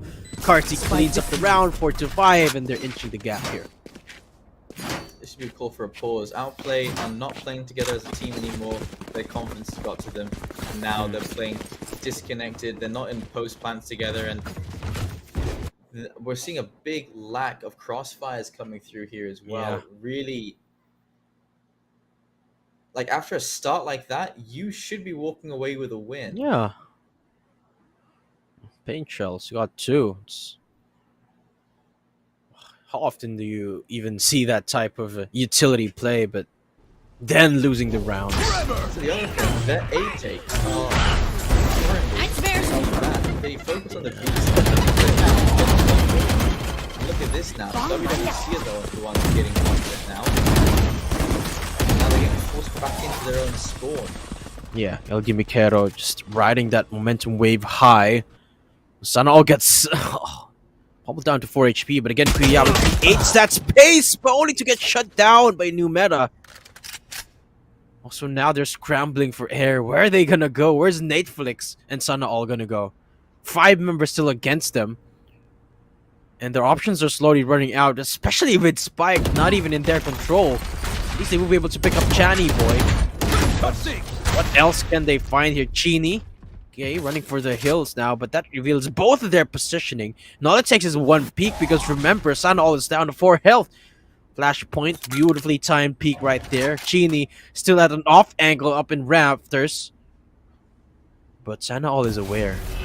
He knows that someone's in rafters right there, steering clear of it. Unless 30 he seconds does. left. Oh no, he's gonna pull it down. And PGS? Shini lets him pass through. Sanao doesn't get... What is happening right now? They're not seeing each other as of yet. Finally, Sanao spots out Shini. 14 seconds left remaining, and Spike is already in B 10 sight. seconds left. So this might be doable now. Then you back for a PGS when got the positioning. Sanao should not survive. Showstopper's peak. available though.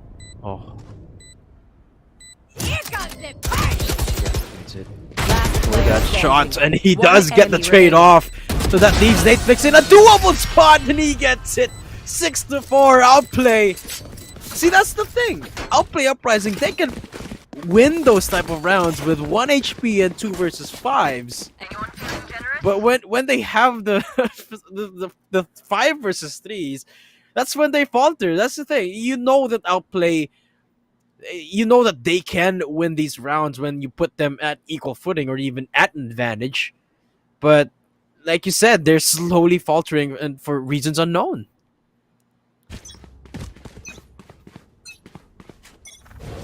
Misplays here and there from both of these teams. Not sure if it's at this point overconfidence or just getting confident. Nice attempt there. The Stinger does a good amount of damage and trying to get some information as well. The Fade will actually get denied. It gets stopped in its tracks. Heavy Simple already teleported up, waiting for a peek to come in from screens.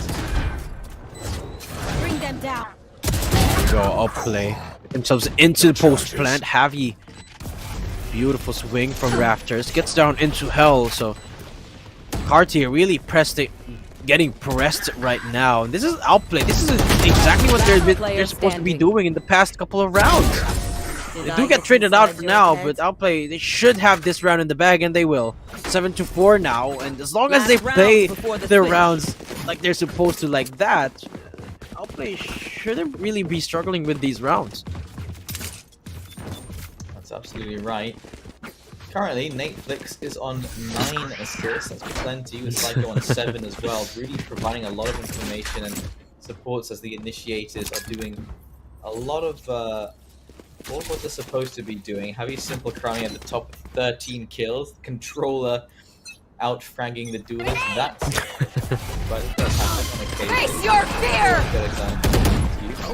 And Boombox and the fight. So much to get up into heaven though. Spray down does a little bit of damage Spike carriers to down. the defending Reyna. Spike down A. New Meta is going to find one. So is What? Wait. definitely making this work. They do finally get to trade it out. Finally, there you go. Last player standing. Getting those trades as they're supposed to, but no, the Rolling Thunder's gonna make it so hard for Nateflix to even find anything out of this dark cover play. Wow, the sight hold with just the stinger is essentially what kept their control in that round. And Cardi, well, they minimize the damage. They take themselves 5 to 7. Not a bad spot. Strangely weird amount of emphasis Outplay had on committing to that A side.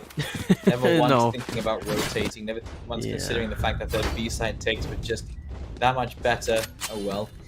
And now they split themselves up. Cardi WWC, they could have the potential here to take a pistol and perhaps a lead. Let's see what type of shenanigans Outplay has in store. But seems like playing it pretty standard. Nobody aggressing anywhere apart from, again, the mid reinforcement. Oh, Cardi WWC, they're taking advantage of it though. Laying down the Thunder down in a site. Yawi still has a foothold of defense right here as he picks up Sheeny, but he will get traded out. And now Sana all coming in from a main. Then still yet to come in. That's new main. Picks up Psycho, pushing up a little bit too early there. 2 versus 3. Last player standing. And Sana all 1 HP. I can't really find anything from that A main push. Now it's all down. Does that mean simple? Dark cover play, but right click all it takes for Chani Boy to shut him down. And Cardi, they're looking to equalize the scoreline now. Last time they won a pistol round, it was the bonus round that got taken back by Outplay Uprising. But the chance of that happening again here, I don't think very much. Hopefully, Party WWC have learned from their mistakes. So let's see if these Spectres do what they're supposed to do and take down these pistol users.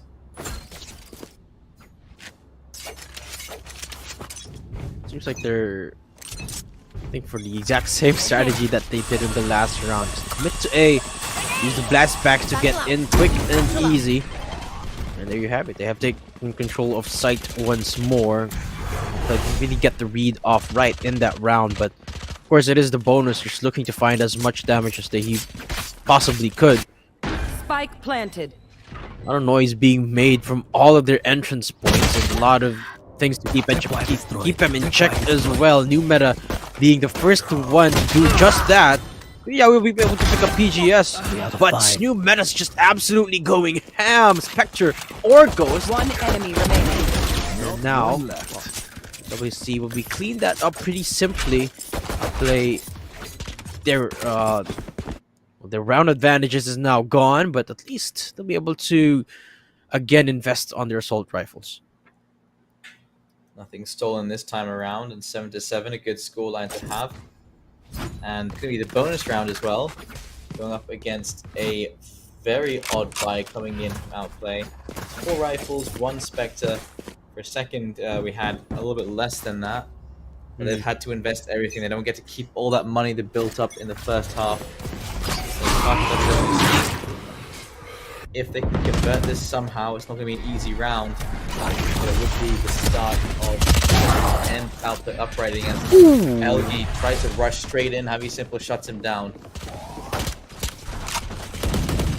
We just can decipher this them down in B, but it's just a side hold coming in from Outplay.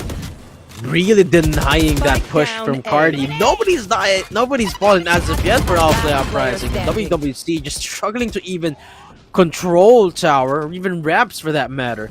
PGS is the last one standing now with a frenzy in his hand. They know where he is. They don't want to push up though. They don't want to risk giving him the pleasure of taking anyone out. Of course, it has so far been a flawless round for Outplay Uprising. They really get the read off by repositioning their dedicated sentinel down into B. But gotten the frags, and apparently that's enough for them to take control to keep their anchor down in A site. And PGS still hoping to find that damage. 30 seconds left. But yeah, it's just everyone's just looking at him. Look, it's a 3-man crossfire with Spectres, of course. Or not even Spectres, assault rifles. And once he peeks again, there you go. He's gonna fall down. It's not play. Yeah, they pick up the round and the advantage once more, 8-7. Upgrade in response, clash WC. LG, who has been charging into these sites, has to do a little bit more next time. Perhaps a flash to accompany him in, because as soon as he lands in the site, he's getting shut down. Outplay. Putting themselves in the A site with the Omen, with the Fade. And it's Cypher setting up towards B this time. They are expecting this to be the B hit. They've actually stacked 3 players over towards B. And maybe a bit of a mistake. Perhaps they're just willing to give A site away if this a hit does commence. Should be the play right now, unless Javi gets a little bit antsy and decides to opt for some aggressive shenanigan here. But nope, the breach fault line not gonna let him at all, so it seems like it's gonna be a free site for the taking here for Cardi, as Rotates tried to come in for outplay in time, but they're really not gonna make it here, as they really have to go for this retake. Plant now coming Bring in. them down. Spike All the planted. members now pushing up. Oh, there you go. Psycho to open things up on the post plant. Beautiful utility usage so far, but the paranoia stopping them right in their tracks. But no matter, outplay just gonna shrug that off, and you go. Santa all goes nuclear. Psycho's gonna check this left angle, and he One doesn't. enemy remaining. Mikado is right there, and outplay. Oh, the retake is just not happening anytime soon. PGS teleports in place and denies that A main control. Back to the equal footing we are. 8-8 the scoreline. Very, very aggressive from Outplay, trying to retake the site. So peeking from heaven and using some utility for the space. They'll push down from ramp and not clearing corners. They're more willing to ignore a player on the flank and then just rush into the site rather than making sure they have their bases covered. Sure, they're pressed for time, but Outplay are currently the ones getting outplayed, with now having to go for a pistol round. Just Sheriff's half armor, that's all they have to work with, and the scores are even. Kati about to take the lead. It seems like this time, though, the B stack might just be the right idea. I mean, despite the fact that it's an eco for them, where the short-range weapons such as a pistol might make it work for this hold from Outplay Uprising. Ever so slowly, El Mikero eventually going to walk up into the crosshairs here of Cardi, or Outplay rather. And not even the crosshairs, just the paint shells and the aftershocks, apparently, the utility. There you go, they're gonna press on eventually, as Showstopper will be meeting them with a hug. With El Mikero right at the down, B. receiving end of it. Psycho picks up new meta as well. And suddenly Outplay's turned this around with just the Sheriff. Sheeny's gonna be left all alone. I mean, make no mistake, Yaoi's 1 HP, but if he gets his timing right against Sheeny, signal the doom here for Cardi, and he does. The 15 to make it work for Outplay Uprising. Man, you gotta love the confidence right there for Outplay. No hesitation on the utility investment. No money either. They really didn't have much to invest into that round, and yet they still managed to do it. And now tables turned. Kati, they're the ones with the pistols this time. One Spectre in the hands of Sheeny and half armor. Plenty still to be done here by Outplay Uprising, but Card WWC aren't out of the woods just yet. This is the closest matchup we've had all day long. Yeah. Finally, getting pretty closely matched couple of teams. There's the semifinals, of course, so it makes a lot of sense that have pretty close matchly teams. Now, 9-8 is the scoreline. Outplay Uprising looking to keep their lead from here on out. There. But not if Carti can help it. They're looking for this Vents play, which is, I believe, a play that they've done once before. But to find any success with it. Location revealed. That's a lot of noise being made. This time, Sano will be there to meet. them along with Kuya Yao. He's already found one. We'll get shut down, but Sana all still One enemy in remaining. hell and making noise. And now Netflix and the gang is here. Now play just clean up just like that. 10-8. They pick up the double digits. Money to invest again, both teams. 4 rifle round and 4 ults available for WWC. So they do have the opportunity to open up a site, but does require a kill on one, requires you to teleport with the other. The showstopper is viable, and the res, well, it is there for you as well. So going to be an interesting round if they intend to use those ults. There's too many situations where these ults are very, very optional. They all require a kill or a kind of death. Perhaps if Zavi is down Shan. In there like that. Yeah. I mean, well, part of it is because Outplay has never really done that, right? They've never really pushed up. I mean, yeah, they've stacked up B a couple of times, but I guess you could call it conditioning. But questionable call nonetheless for that Sage from Cardi. Here we go. It's gonna make it a little bit harder for them to reaggress on either side here, but seems like they're decided on B side despite that being the area that they lost one of their own members. 50 seconds left. El Gimikero, he gets delay a bit with that utility usage. Actually goes wide with the showstopper, but Psycho falls nonetheless with PGS getting 2 quick headshots. But Zavi's just the bigger omen in this regard. Picks up the 3K and does the ring around the 30 Rosie seconds against left. El Gimikero, who's got no clue where Javi is. He's just dumbfounded now. Ashimi makes his way down into sight. And the read is not there from Zavi. He makes his way all the way down into A tower, where both the Spike members planted. of our Carti are not. Now Sana has to make do with his own, but it's just 1 HP for both of them. All it takes is one straight bullet to kill each of them. And it's done for Outplay Uprising. All you have to do is weed them out one by one, and there you go. Single bullet, kill Ashini. Now it's all down to El Gimikero, who, well, frankly, won't be able to. And now it's 11-8 and Outplay. They found the rhythm and they're at the cusp of match points. Yeah, they just string these together now. And, could have risked a bit of your own armor there, but he does get out of the way in the nick of time.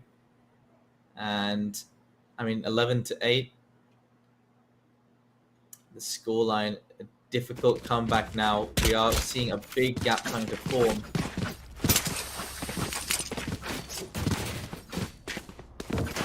And with that being said, I mean, I must the endure. money is not a lot here. They've put all the money into these Spectres. Not a great buy at all. They could have fought back with proper rifles from 8 to 12, 4 rounds in a row. Something out there doing right now. Something Auntie definitely could have done. Instead, they're putting themselves in big financial jeopardy. And they've put 4 players into A long. They've got 1 player looking for some information in mid. They even have to fully commit to this site because they do have the long range supremacy. But Spike is already pushed up forward. Might have to invest a little bit of utility just to secure the Spike for the rotate, but thankfully enough, nobody from Outplay is checking that angle from the aggressive angle down from above ramps. So Cardi playing it a little bit risky, but thankfully enough, they won't get punished for it as of yet. Those dark covers being used. 40 seconds means that they have to commit to this now.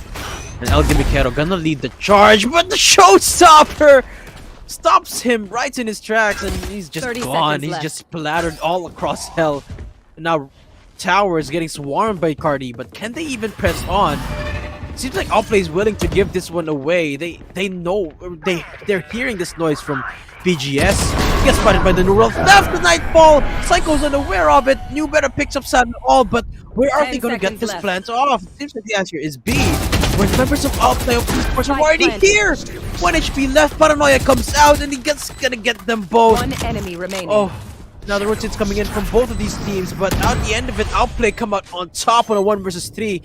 Numet has got the pushes up, and he's just gonna get one. Can he get more? No. Outplay. They secure match point. They invested so much there. I mean, at the very least, their loss bonus is now at maximum. So they can buy a decent buy going into what could be the last round Match here. But point. Outplay Uprising, they've strung together 4 rounds in a row now. They'll have to have strung together 5 to finish off this map. And Kati, well, normally we see this at the very end, isn't it? It's that descent to the finish line that is the most dangerous. And so Outplay Uprising gonna have to hard send around here. Otherwise, you may see Kati with a full comeback. 3 Bulldogs, 1 Judge, and 1 Phantom. Weird buy, but well, we've seen weirder buys, I suppose. We have no choice anyway. 8 to 12. Man. Right there. Gotta question the decision making when it comes to the utility, but I guess they were just banking on the last couple of rounds and where Outplay was really just making a lot of mistakes, but they found their groove, they found their rhythm. Now, minimizing those mistakes. Cover going out. It's a little bit too late, quite frankly, for Cardi. Fade coming in, 1 for 1, so still a 4 versus 4 right now, but he always positioned himself so aggressively. He might just be able to read out this spike. And now Psycho, with the defensive angle, we actually fell down, so that's really good for Cardi to say the least. Netflix losing that hold as well, so Psycho all down to him to try and hold this tower area. It's working out so well so far, but for how long? It seems like not so long anymore. 30 seconds left. Now it's a 1 versus 2, 1 versus 3. Now as the Rec 2 come in. I know exactly where. He's made miracles happen before. Can you repeat that? No. Cardi buy themselves a bit more time at 9 to 12. Low HP, and I feel like I need that. once again, it's another situation where, you know, if you took a little mid control there, got some more map control to work with, you can close these rounds out, but not going to be the case for now. And look where they've stacked a lot of their players over towards the B side, and they think to themselves, you know what, this is the right idea. Send Raze back over towards A and play inside the vents. And I think that is the better choice, but the spike, they have called it correctly. The spike is sitting just outside the round.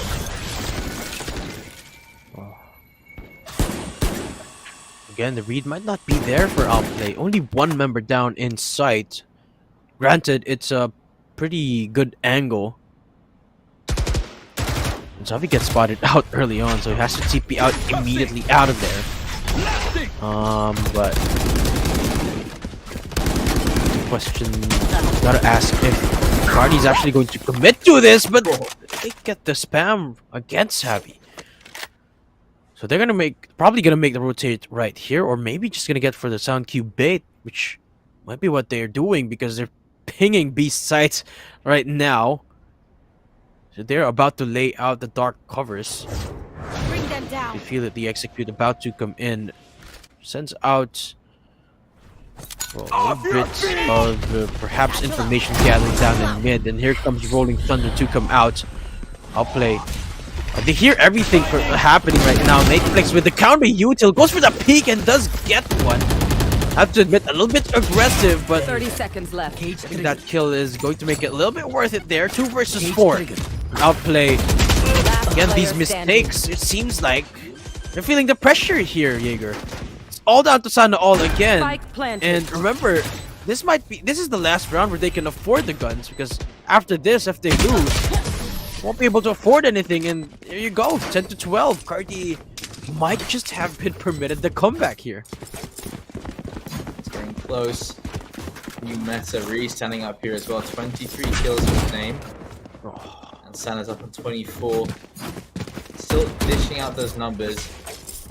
And Outplay, yeah, they're going for a half buy here. They realize what trouble they're in now because they are having a very difficult time closing out this map, and this is something that really does separate the best teams from, well, the second best. The fact that they can close down a map, they can finish off a map, something that can be very difficult to do because it requires very strong mental to to avoid getting pushed into overtime over and over again. Here, Spike, ready to go down. Oh, Sage overextending, does put the ice wall up just for that little extra peace of mind. Psycho is rotating through, and Spike now planted. that tripwire going to be a bit of an issue, seeing if he can see anything. Breaks it and peeks through. Will find the there you kill. go. And yeah, 3 versus 4, seeing out a bit of utility. Weapon picked up as well. Channing sitting inside of One Lando. enemy Spray down remaining. continues on, and well played. They just hold the line, and you're about to get beat in. Way too much to Okay. deal with. Does isolate at least one of those fights, but that double peak I'll find you. going in just a moment. One enemy Out remaining. comes the double peak. There it is. Psycho does find one. Channy Boy, the savior of that round. 11 to 12. This is the last gun round. We're heading to the second half. Money is damaged, but it's enough to fully buy on both sides. Yeah, that was still so close, though. Really begs the question: what is the state of Outplay Uprising's mental right now? Because you know that they've got the fundamentals in. You know that they can surpass Cardi WWC when it comes to these even playing field moments. Just a question of, are they up for the task? Do they have the enough mental fortitude, like you said, to close this game right now? Because seemingly seems like the answer is no so far, but perhaps they still do. This is their last chance to prove it. So it's a pretty standard setup for them.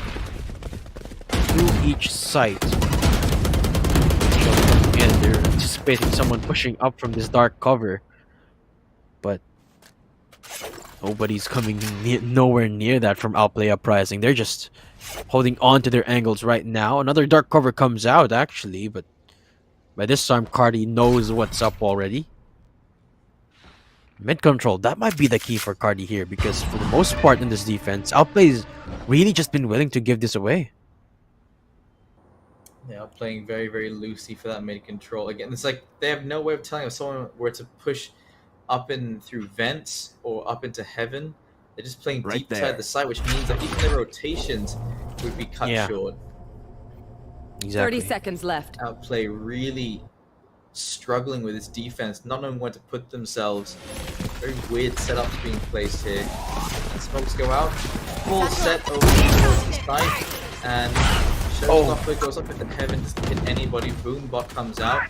And just has to deny the plant here. Can't even do it. LG gets into position. Can't stop that plant from happening. Down it goes, and that's going to be the 3 versus 4. Take Nathan to find the kill. And Psycho missing opportunity there. Nateflix will secure Last it. player Versus 3 standing. there. Great position. Low HP for Nateflix. We should be looking at overtime here. Yeah. It's the setup, man. It's just not there for Outplay. It was a pretty rough entry for El Gimmiquero. Didn't really... The pass-back play was... Well, it was a little bit Switching mistimed for El Gimmiquero. Overtime. And the showstopper goes wide as well, so really he should have been punished right there, but because there was no setup apart from a singular member that's new meta in the site, Outplay wasn't able to punish that misplay. And really that's where things just started to downfall for Outplay in that round. Them not being able to capitalize on those mistakes means that Cardi can just walk away scot-free, and they did just that. They took sites, and they didn't really lose anything going into site. Now look where we're at. Outplay, despite starting off pretty solidly, looking pretty good doing it, they risk losing this game. They risk their grand final spot. And I mean, even going into this round, Cartier looking more consistent. Yeah. I mean, it's not the same as closing out a game, but certainly the same as keeping consistent towards the end of a game. And that is very difficult to do. And push out, coming towards the garage. Channy Boy, he's already got full control here. They can take control towards heaven as well. Kind of already pushing towards, down towards mid. He wants to try and open things up. He does have the paint shell in hand as well. And both of these teams seem to have a problem on the defense of holding the mid control. It's really strange. Like, the seriously, take it once, see the result. It's going to be amazing, trust me. Sana all pushing forward. Why are they open as well? Strange placement as well for the defenders here. Shini and Spike PBS down, both B. find kills. That does completely slow down this push forward. Meanwhile, Kuriyawi opens things up side to side instead of One enemy remaining. missing a couple of shots here. Sana all is going to just clear them all out. A triple kill up into heaven. A double kill from Kuriyawi, and that is a teammate. Switching sides. Match And so that point. does put them into a good position, but now 12 to 13. Once again, we are going to fall back into a bit of a slump, I'm guessing, because look at this, where they're going to put themselves not in mid. Oh, of course, because Outplay Uprising and Kati don't like mid on the defense. Yeah, it's not often that you see teams not prioritizing mid at all. Well, but it seems like they are putting a little bit more attention to it. They have one member here, Psycho. Of course, a single dark cover is going to be enough to nullify that position entirely from B tower. But anyway, he's not really hearing any sound cues, so not a lot of reason to stay in this area. Haunt goes out as well, doesn't spot anyone. But Cardi emerges right as the Haunt dissipates, so again, the mid push might be what works here for Cardi, which is the same thing that happened for Outplay last round. How bizarre. No one could have seen this coming. Well, it's once again reliant on how they are going to have to react now that they're inside the site. Once they start to push in, it's where that utility goes. It's where they can stun, where they can just slow down the push to allow for the rotation for their teammates. Ray is running over already. So this is already a good call, a good read, but they don't have to commit here. Actually, they may have to, because the spike is sitting in garage. And, well, PGS will find the first kill. 30 seconds left. Taken down. Teleporting into the site, so he's going to find one. Numa's going to find one as well. Nate Flick's going to get the trade. It's going to be 3 versus 3. Nate finds another one. Spray down continues on. That's going to One enemy remaining. Outplay. now the 1 versus 1 low HP Outplay. Defenders He's win. going to find the final kill. And 14 to 12. They ignored mid, but they Outplay will find themselves in the finals of the Gamdias OneTap tournament. that was pretty shaky for a second there, but they had the numbers advantage. 1 HP left, and all it took was a trade. And there you have it. We have the first team advancing, and it's Outplay Uprising through thick. And then they will still be able to move forwards. Despite the solid effort coming in from their opposition, they still will be able to push through and one step closer to winning that grand prize. And speaking of which, we've yet to mention that the prize pool is a 30k. 30k. It's a small amount. 30k. Well, that's it. That's it for our broadcast here today, folks. We're showing right now the 2 grand finalists we will be having. It's Meet Your Maker against Outplay Uprising, but we will have that is going to be our broadcast for today. Stay tuned, because we will be having we will be having day 2 of our broadcast in, I believe, June 4th. But before we head off into that, some quick reminders to all our viewers. We have a giveaway ongoing. One of our winners will receive an Argus E1 and a Talos M1 apiece. Just check out the Gamdias Philippines Facebook page. And actually, we're going to announce one of the winners right now. The voice in my head are talking. It's 1 second. Lars Reyes. Oh, there you go. Winning the Argus E1. So congratulations to you, Lars Reyes. You get an Argus E1. Congratulations to you. And do we only have one giveaways today? Okay. It'll show you the names and the thing that you've won as well. So waiting for the next name to pop up here. And again, 60% off on quite a few things coming from Gamdias. So make sure you guys check out all of their websites. They do have a couple for you guys to visit. That is the Gamdias Shopee page, TechPlay Shopee, and TechPlay Lazada. That's where you have the 60% off. Here for another August E1 is Dindo Mercado de Garocho. Okay, interesting name. As Spanish as it can get, isn't it? Dindo de Garocho. congratulations to you. Argus E1 for you. I don't know how many winners we have for the giveaways today. How many winners do we have? Oh, that was all of it. Oh, we have one more? Okay. Oh, we don't have one more. Sorry. But you do have next week and the week after that to take part in those giveaways. So make sure you guys do join those. And, well, that is going to be it from us. As we have no more games today, we will have those grand finals coming up when the day comes. Congratulations to Outplay, to Meet Your Makers. And once again, this has been Jaeger. This has been Dadum, Daddy, and we'll see you next time. So until then, enjoy your evening, enjoy your weekend, enjoy the rest of the next week, and then enjoy those 60% offs as well. And we'll see you next time. Till then, bye-bye. See ya.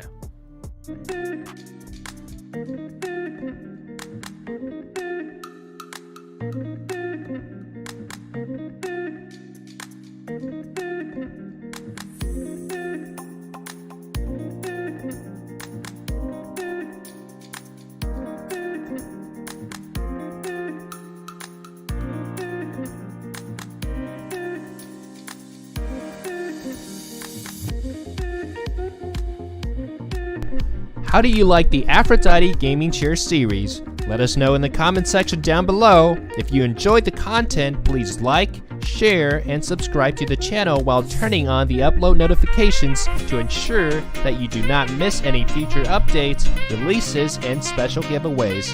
Until then, we'll see you again in the next one.